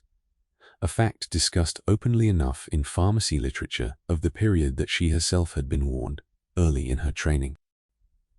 To track very carefully how frequently any patient's laudanum requests increased over time. She watched, across those first difficult years, the Queen's use of the tincture rise and fall in a rhythm that seemed to track almost exactly with the private anniversaries of the marriage. Worse around the date of Albert's death each December. Worse on their wedding anniversary, and she kept careful private note of the pattern, without ever once suggesting to anyone above her that the medicine meant to ease the Queen's grief might itself be quietly reshaping how that grief was experienced from month to month. She noted, too, that the requests grew heaviest not around the anniversaries themselves, but in the quiet weeks leading up to them, as though some part of the Queen's own body had begun anticipating the grief before her conscious mind had fully turned toward it. A pattern Martha recognized without ever having a name for it. Since the notion of an anticipatory dread, distinct from grief itself, belonged to a branch of medicine that would not exist in any organized form for another half-century. The broader medical and social context surrounding laudanum's use in this period reveals a substance whose danger was, unlike mercury's, reasonably well understood even at the time, at least in general terms, though understanding its risk and having any workable alternative for genuine, overwhelming grief. Physicians across Britain prescribed opium tinctures constantly through the middle decades of the century, for infants as readily as for adults, and the substance's capacity to create dependence, while acknowledged in medical literature, rarely stopped a physician from reaching for it when a patient's suffering seemed to demand some form of relief and no gentler remedy was available.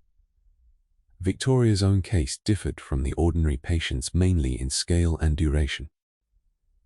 Her mourning lasted not weeks but years,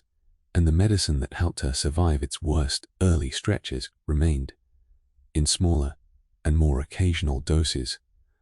part of her physician's toolkit for headache and distress. There is something worth sitting with in the fact that the single most consequential loss of Victoria's private life was managed, in its immediate aftermath, by the same imprecise, trial-and-error medical culture this account has already described in every previous chapter. P. Pierre Tatch, a physician doing his genuine best, with an incomplete understanding of both grief and the chemistry meant to dull it, and a dispenser measuring out doses of a substance she had been warned, in only the vaguest terms, might eventually cost her sovereign more than it gave her. The reality was that Victorian medicine had no real treatment for grief itself, only for its symptoms, and it treated those symptoms the only way it knew how, by reaching for the bottle that had worked, more or less, for every other kind of pain the era had yet encountered. If you picture the relationship between a Victorian monarch and her physicians, you probably picture something governed primarily by medicine, a doctor diagnosing, prescribing, and reporting honestly on his patient's condition. Royal medicine in this period operated under a second unwritten set of rules that frequently mattered more than the first, rules built around a single overriding priority that had nothing to do with clinical accuracy at all. The sovereign's health was a matter of state, and information about it was managed accordingly, which in practice meant that Sir James Clark, Dr. Jenner, and every physician who served in that household understood from the earliest days of their appointment that their discretion mattered every bit as much as their diagnostic skill. The reasoning behind this arrangement was never particularly hidden, even if it was rarely stated in quite such blunt terms. A monarch whose government, financial markets, and diplomatic standing all rested substantially on an impression of stability could not afford to have every minor illness, every difficult recovery, or every moment of genuine medical uncertainty reported to the public with the same candor a private physician, word that the sovereign was gravely unwell, could move markets, embolden foreign rivals, and unsettle a domestic political situation that depended in ways both formal and psychological on the appearance of a stable. Every physician who accepted a royal appointment accepted, alongside it, an obligation to manage not just the patient's body, but the flow of information about that body, weighing what the public needed to know against what the government preferred it not know, in a calculation that had considerably more to do with statecraft than with medicine. This obligation reached its most consequential test during Prince Albert's final illness in the winter of 1861. Dr. Jenner and the other physicians attending him spent weeks treating what they diagnosed with genuine uncertainty behind closed doors as gastric or typhoid fever, while the public bulletins issued from Windsor described his condition in terms considerably more reassuring than the private reality. Historians examining the surviving correspondence and journal entries from those weeks have noted a persistent gap between what Albert's physicians privately feared and what the public was told. A gap that reflected not medical incompetence so much as an institutional habit of managing bad news carefully, releasing it in measured doses that would not alarm the public before the situation had become undeniable. When Albert died, the announcement itself, though inevitably a shock, arrived after weeks of bulletins that had left the general public considerably less prepared for the worst than the royal household itself had been for some time. The same instinct toward careful information management extended to matters considerably less dramatic than a fatal illness. Victoria's recurring headaches, her digestive troubles, her periods of severe grief, and her later years of increasing physical frailty were all managed with the same basic discretion, discussed within the small circle of physicians, dispensers, and almost never described to the wider public with anything approaching the specificity this very account has spent its previous chapters providing. A newspaper reader in 1870 might learn, in the vaguest possible terms, that the Queen was indisposed or resting. Language that told the public essentially nothing about whether indisposed meant a mild headache treated with a course of leeches or something considerably more serious. During the more serious episodes, the household's preferred method of managing public anxiety was the medical bulletin, a short, carefully worded statement signed by the attending physicians and posted at the gates of Buckingham Palace or Windsor for anyone to read. A practice that gave the appearance of transparency while actually saying only precisely as much as the household had decided the public needed to know. Crowds gathered outside those gates during the worst episodes of royal illness, reading and rereading a handful of sentences for clues the bulletins themselves were carefully drafted never to contain. Martha understood this culture of discretion as thoroughly as any physician she worked alongside, though her own version of it operated at a level considerably closer to the ground. She had been instructed from her very first weeks in service that nothing she observed, measured, or prepared inside the royal dispensary was ever to be discussed outside it, not with other servants, not with family, and certainly not with anyone connected to the press. A category of person the household regarded with something close to open suspicion throughout her entire career. She had kept that discretion for over 3 decades, through 9 births, a scandal that nearly destroyed her own master's career, a death that plunged the household into years of grief, and 1,000 smaller, quieter medical episodes that never once reached beyond the walls she worked inside. She had watched physicians privately debate diagnoses with a candor and uncertainty that would have alarmed the public terribly had it ever become known, and she had watched those same physicians step outside the sick room and speak to waiting officials in language. What this system protected, above almost everything else, was the institution's own stability. And it did so at a real cost to the individuals caught inside it. Lady Flora Hastings had died in part because a court, more concerned with managing appearances than with pursuing an accurate diagnosis, had allowed a damaging rumor to circulate unchecked for weeks before the truth finally emerged. Sir James Clark had kept his position for 2 more decades despite a public reckoning that a less insulated profession might well have ended his career outright, because the institution around him valued continuity and discretion over accountability.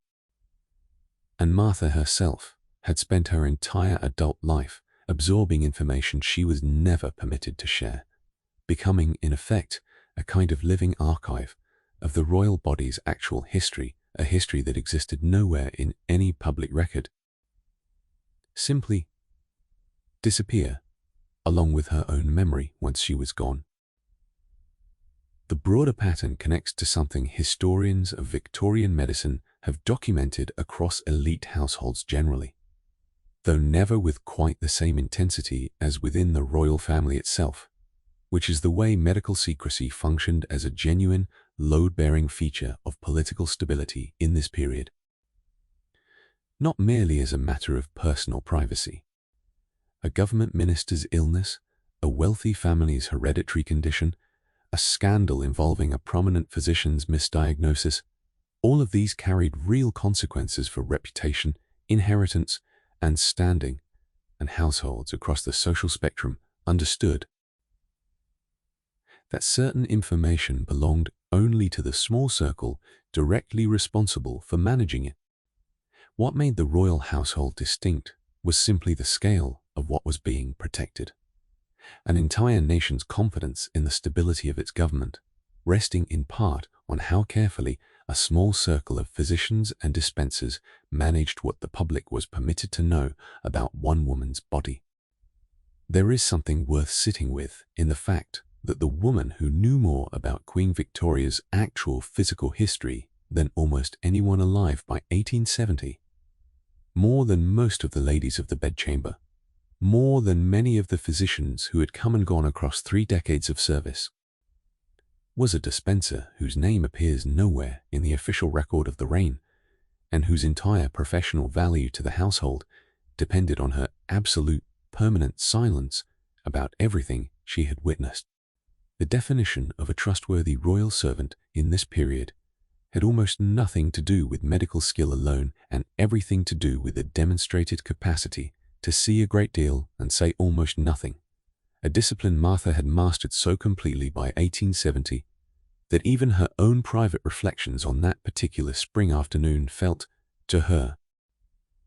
like a small unfamiliar act of trespass against 32 years of trained habit. Sir James Clark's death, 3 weeks before that afternoon in the White Drawing Room,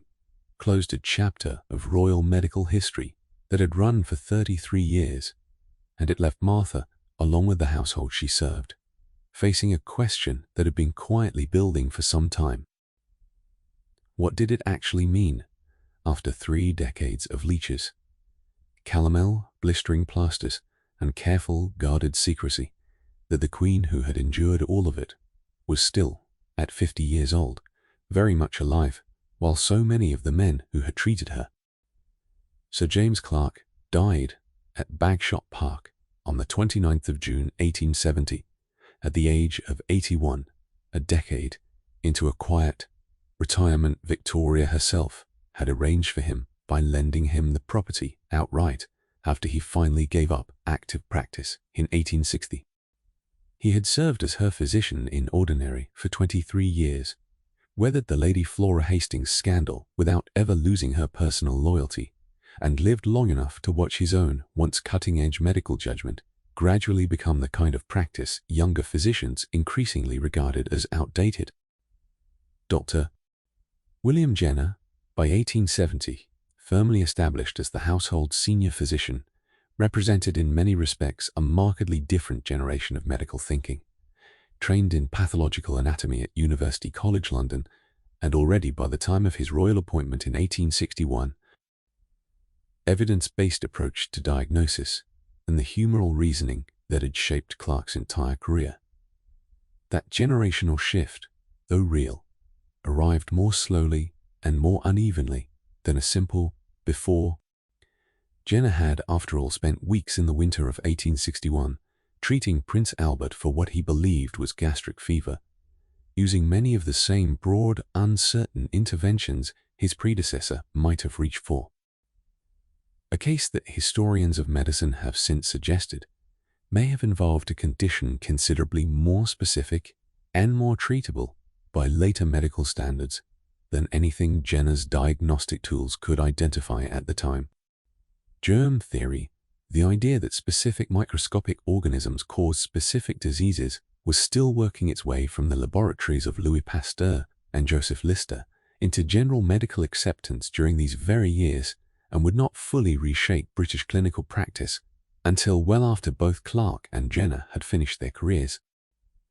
Victoria's medical care across the 1,870 seconds and 1,880 seconds continued to blend older humoral era habits. Calomel remained in her physician's toolkit for years, yet leeches appeared with somewhat less frequency. With a slowly accumulating body of genuinely modern medical knowledge that would not fully mature until the very end of her reign. What changed most visibly, as Victoria aged into her 60s, 70s, and eventually her 80s, was her own attitude toward the men treating her. The confident, almost unquestioning trust she had extended to Sir James Clark as a young woman, a trust that had survived even his catastrophic misjudgment of Lady Flora Hastings, gave way over the following decades to something considerably more skeptical. Household accounts from her later years describe a monarch who questioned her physician's recommendations more openly, who expressed private doubts about the value of particular treatments,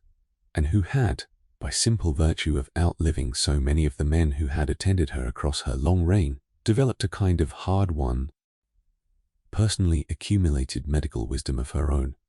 born not from formal training, but from having survived 9 confinements, a devastating grief, decades of indigestion, and every remedy this account has described, and having watched, in the process, physician after physician retire, fall ill, or die, while she herself continued on. For Martha, standing in the dispensary on that spring afternoon in 1870,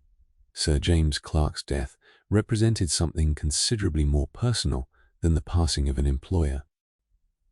He had been the man who trained her indirectly through Halliwell, who had trusted her judgment enough, across 3 decades, to let a servant of her modest rank handle substances as dangerous as calomel and cantharides with minimal direct supervision. Weathered the worst professional crisis of his career without ever once blaming the 17-year-old dispenser who had spent those same terrible weeks carrying stomach tonics up to a dying woman's rooms. She did not know, that afternoon, how many more years her own service would continue under Dr. Parr's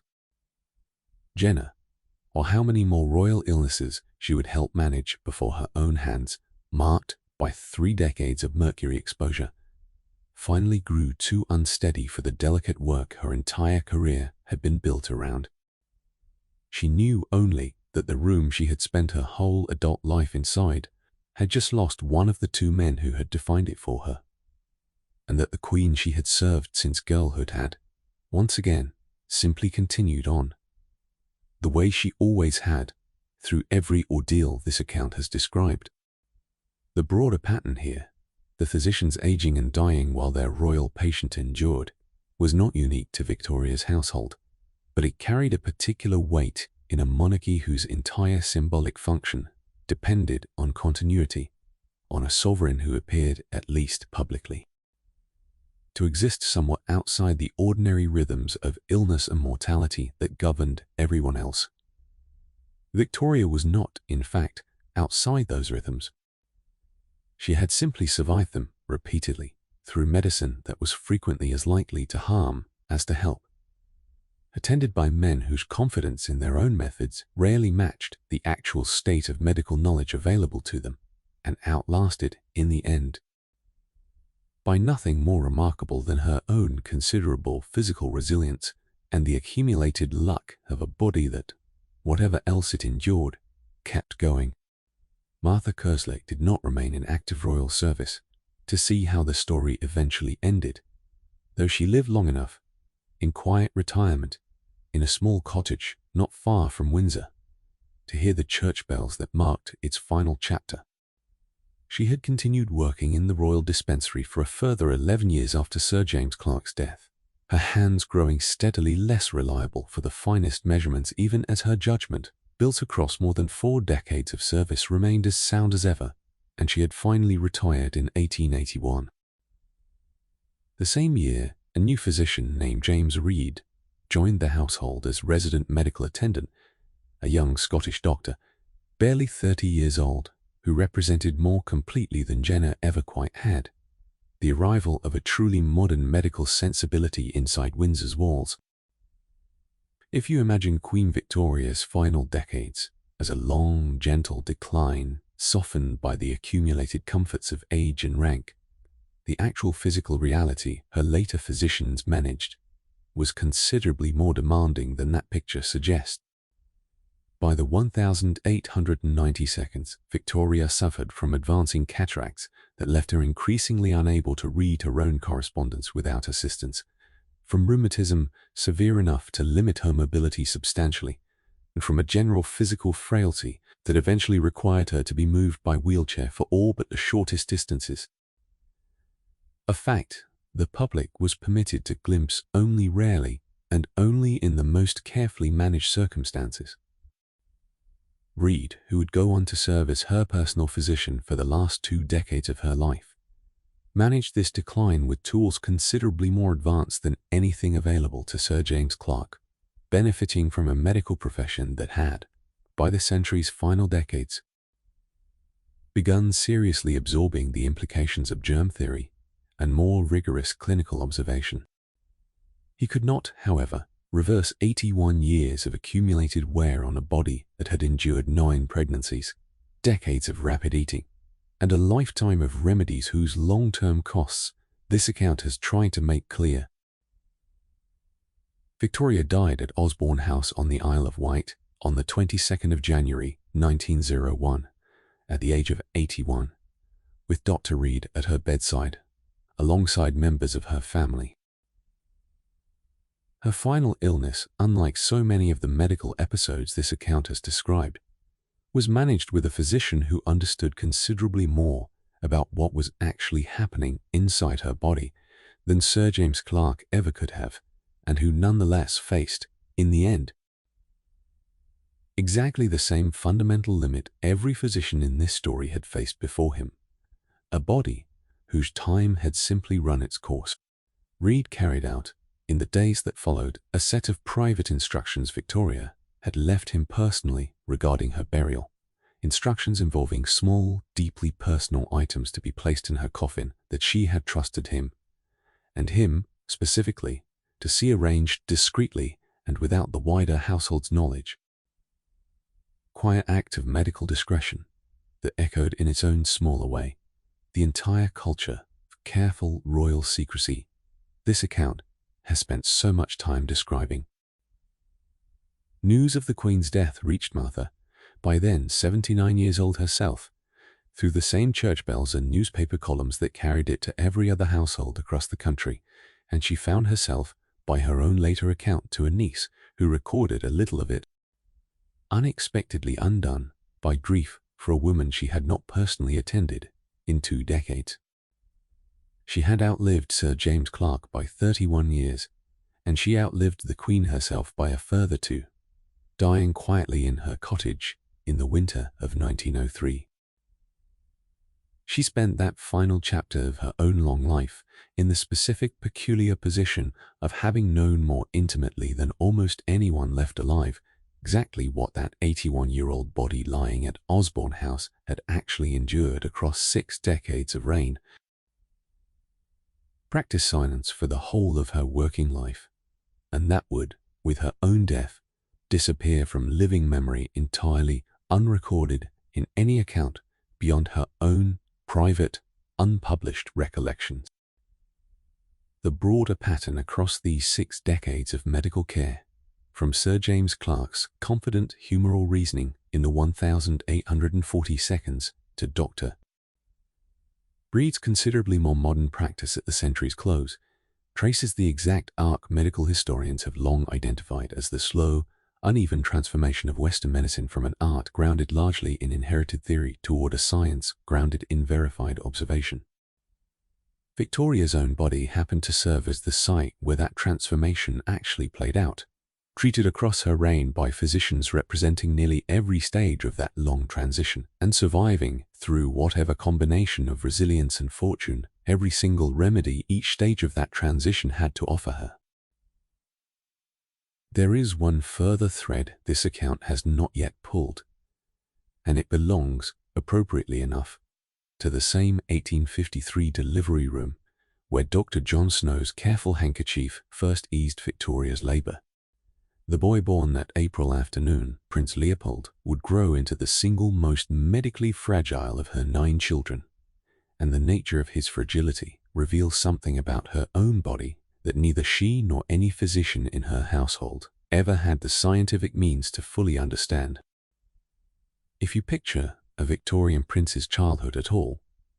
you probably picture riding lessons, cricket on a palace lawn, the ordinary rough and tumble of an active boyhood, softened only by rank. Leopold's childhood looked almost nothing like that. From early infancy, his household staff and physicians noticed that the smallest bruises spread further and lasted longer on him than on any of his siblings. That minor cuts bled with an alarming, difficult-to-stop persistence, and that a simple fall, which would have left one of his brothers with nothing worse than a sore knee, could leave Leopold swollen, feverish, and confined to bed for days at a stretch, while blood pooled inside the joint itself. By the time he was a small boy, Sir James Clark and the physicians working under him had arrived at a diagnosis that, while imprecise by modern standards, correctly identified the essential problem. Leopold's blood did not clot properly, a condition the era called the bleeding disease, and that modern medicine recognizes as hemophilia, a genetic disorder that prevents blood from forming the clots that ordinarily seal off an injury from further bleeding. What nobody in Victoria's medical household could explain, because the science required to explain it would not exist for decades yet, was where the condition had actually come from. Hemophilia follows a specific, if at the time entirely unknown, pattern of inheritance carried on the X chromosome and passed, typically without symptoms, through unaffected mothers to roughly half of their sons, while unaffected daughters can themselves become silent carriers in turn. Gregor Mendel was in the very years of Leopold's childhood, quietly cultivating pea plants in a monastery garden in Moravia, developing the foundational principles of genetic inheritance that would not reach general scientific awareness until long after both he and Leopold were dead. Sir James Clark and his colleagues had no access to any of that. What they had instead was simple, empirical observation, a bleeding tendency that seemed to run through certain families along lines nobody could yet explain, and a patient whose condition demanded a level of physical caution none of their standard remedies had been designed to accommodate. That last point mattered more than it might first appear, because it placed Leopold's physicians in a genuinely difficult position relative to nearly everything else this account has described. Bloodletting, the leeches applied so routinely for his mother's headaches, was obviously and immediately out of the question for a child whose entire medical problem was an inability to stop bleeding once it started. Even the ordinary childhood necessity of a tooth extraction became, for Leopold, a seriously dangerous procedure, and household records describe at least one occasion when a routine dental extraction left him bleeding for an alarming length of time afterward, requiring careful, sustained pressure and rest to bring under control. Martha called upon more than once to prepare cold compresses, and the mild styptic preparations used to help such bleeding along toward clotting remembered Leopold's childhood as a period of near constant, quiet vigilance inside the royal nursery. An entire household trained to flinch at the sight of a stumble that would have meant nothing at all in any of his siblings. Leopold himself, by every account of those who knew him, resented the restriction his condition demanded considerably more than he feared the condition itself. He was intellectually curious, academically gifted, and by temperament far more inclined toward reading and conversation than toward the physical pursuits his illness ruled out in any case. But the constant, careful supervision that surrounded him throughout his childhood and young adulthood chafed at him in ways he expressed openly to those close to him as he grew older. He was in this respect treated with a version of the same protective secrecy this account has already described at length regarding his mother. His actual medical condition, managed quietly within the family and the medical household, discussed publicly only in the vaguest terms, while the prince himself grew into an adult still largely defined. In the eyes of the household charged with his care, by the specific physical danger his own blood posed to him, he pushed back where he could, insisting on attending university at Oxford, despite considerable family anxiety about the independence that arrangement would require, and he pursued an active interest in music, literature, and the affairs of the Royal Academy with an intellectual appetite that had nothing whatsoever to do with the caution everyone around him insisted on applying to his physical activities. He married in 1882, against his physician's considerable private reservations about the wisdom of a hemophiliac prince starting a family of his own, and had 2 children, a daughter and a son, born just before and shortly after his own death. That death came on the 28th of March 1884 in Cannes, where he had traveled in search of a milder climate for his health. He slipped and fell, an accident minor enough that it would have meant nothing at all to almost anyone else in his family, and the resulting hemorrhage, spreading internally in a way his body had no capacity to stop on its own, killed him within hours. He was 30 years old. The broader genetic legacy of Leopold's condition extended in ways nobody in Victoria's own lifetime could have anticipated, considerably beyond his own short life. Several of Victoria's daughters and granddaughters carried the same traits silently in their own blood, passing it onward into the royal houses of Spain, Germany, and Russia, where it eventually produced, most famously, the hemophilia that afflicted Tsarevich Alexei, heir to the Russian throne. And that opened the door to the influence of Grigory Rasputin over the imperial family in the final years,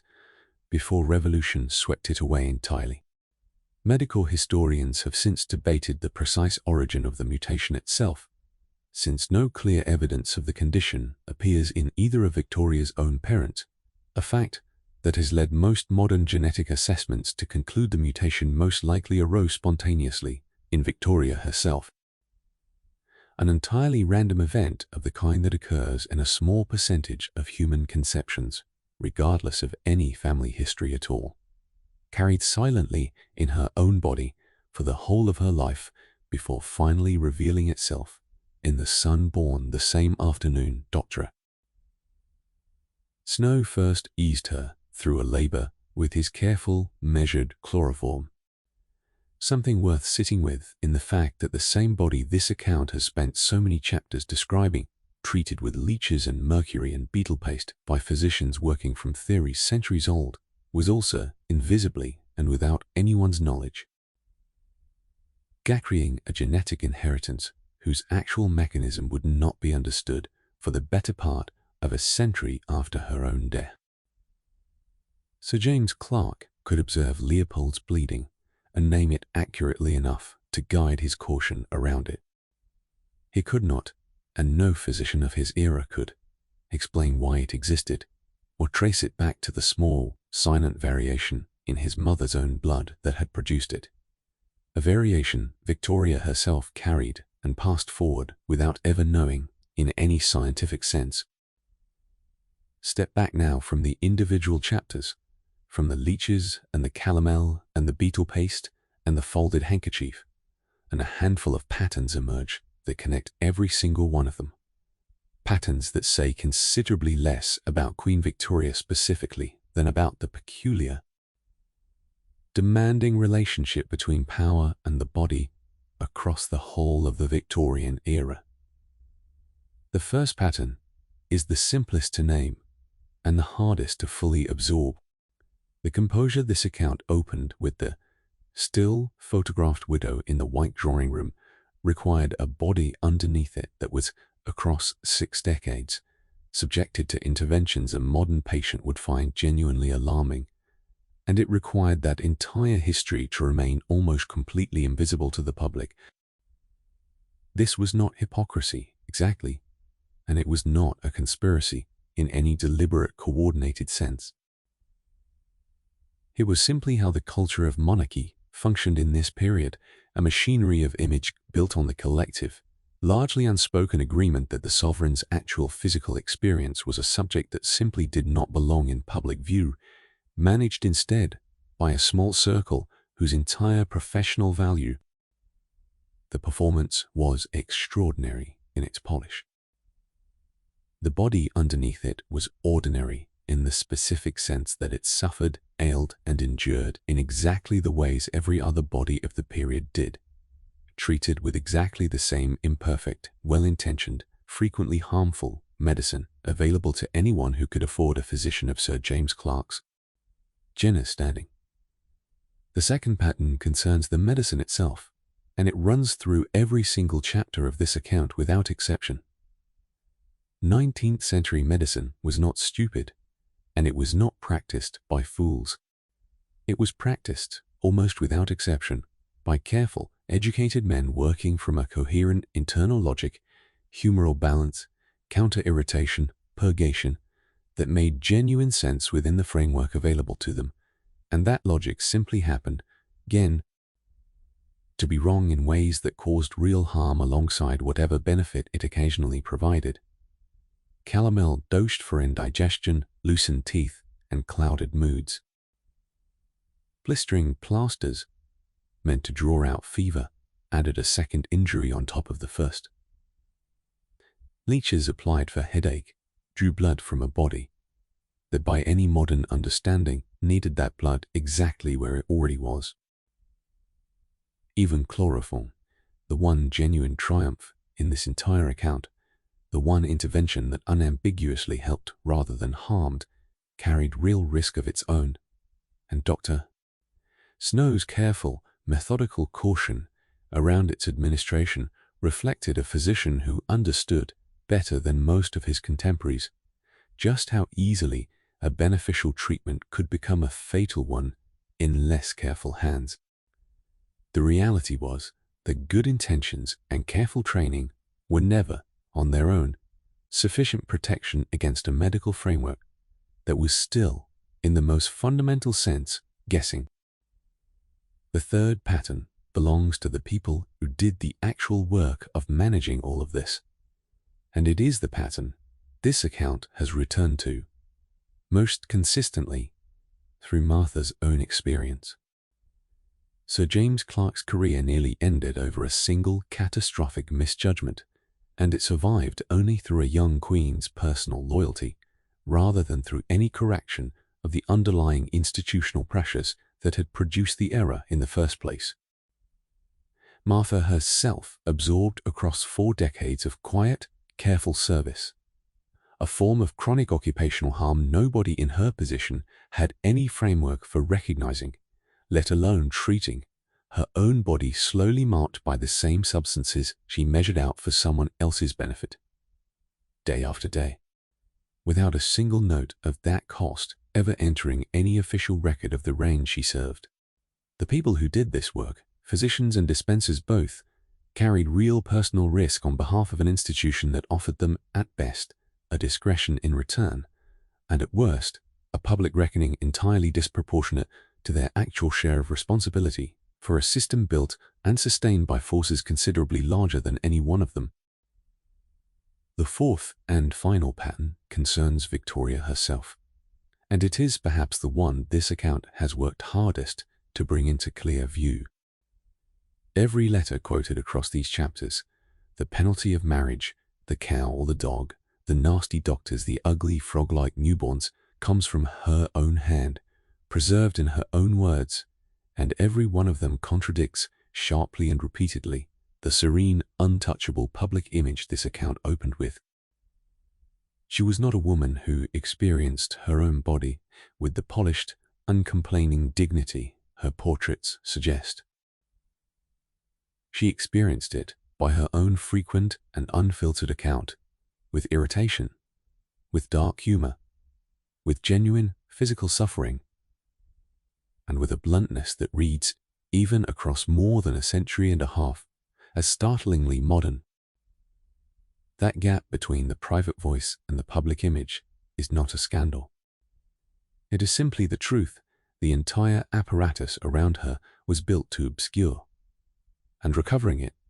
letter by letter and treatment by treatment, is the actual work this account has been doing all along. A fifth pattern sits quietly underneath all the others,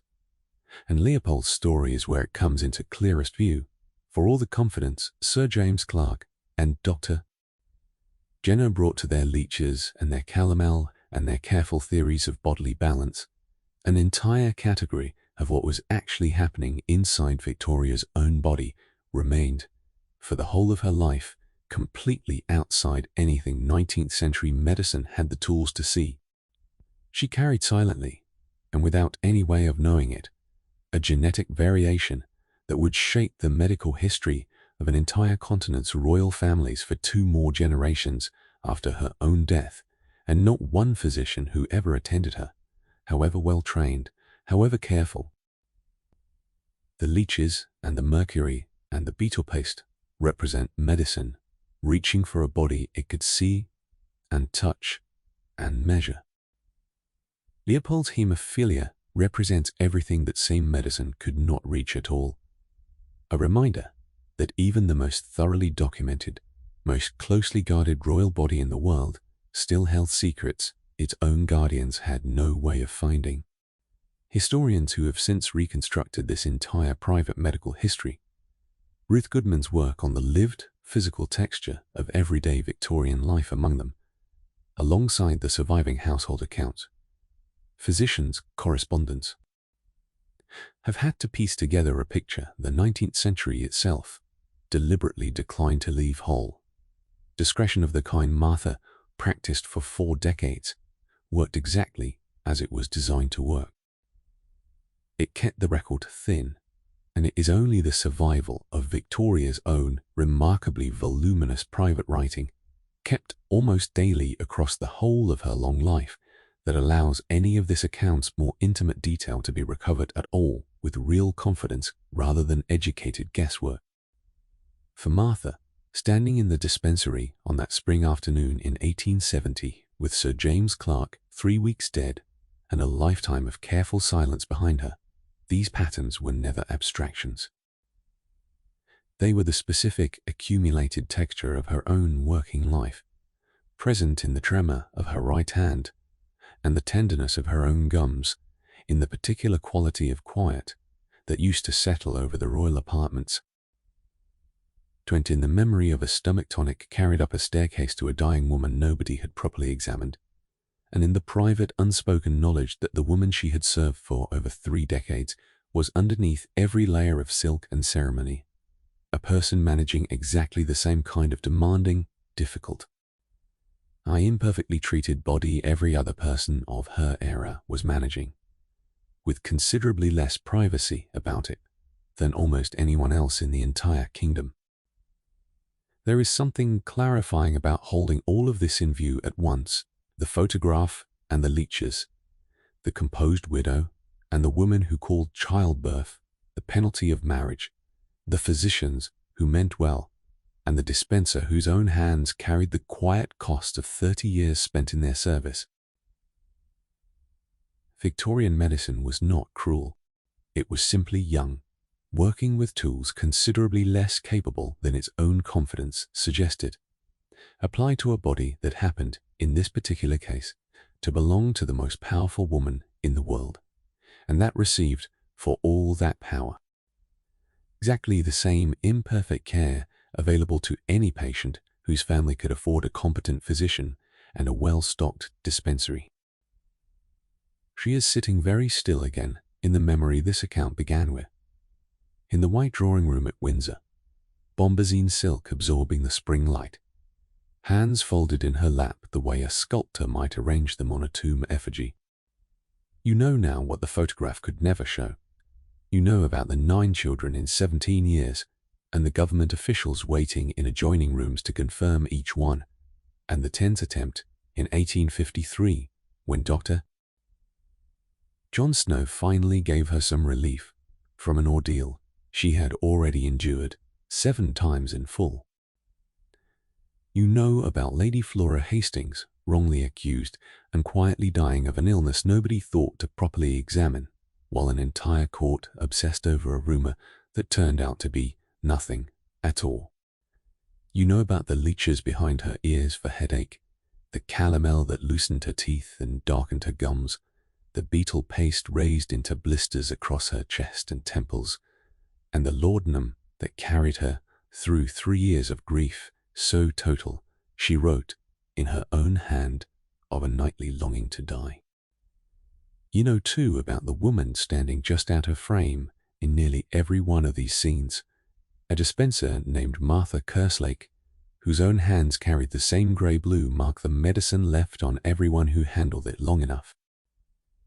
and whose entire working life was spent making certain that none of what she witnessed ever reached beyond the walls she served inside. She is not in the photograph either. She was never meant to be. But she was there at nearly every one of the moments this account has described, measuring, mixing, and carrying, and remembering, in the end, more of the true shape of a queen's body than almost anyone else left alive by the century's close. This is not a story about a woman who suffered nobly and in silence, though there was real suffering in it, and there was real silence. It is a story about a body, ordinary in its vulnerability and extraordinary only in the degree of secrecy that surrounded it, managed for over 60 years by well-meaning men working with imperfect tools, and endured again and again by a person whose own private words reveal considerably more resilience, more dark humor, and more plain, one varnished honesty than the portraits of her era ever allowed the public to see. She was not the porcelain figure in the photograph. She was a person, a complicated, demanding body, in a world that gave her nearly everything except the right to be seen, even once, as anything other than composed. And she looks magnificent sitting there in a white drawing room with the light moving across the gilt mirrors and the fire settling low in the grate. Not despite the leeches and the mercury and the beetle paste and the government men waiting outside 9 different bedchamber doors. Right in the middle of all of it, having survived every single piece of it, one careful, imperfect treatment at a time, for 60 years and counting, with a body that was never quite as untouchable as the photograph suggested, and that endured, all the same, considerably more than any single photograph could ever hope to say.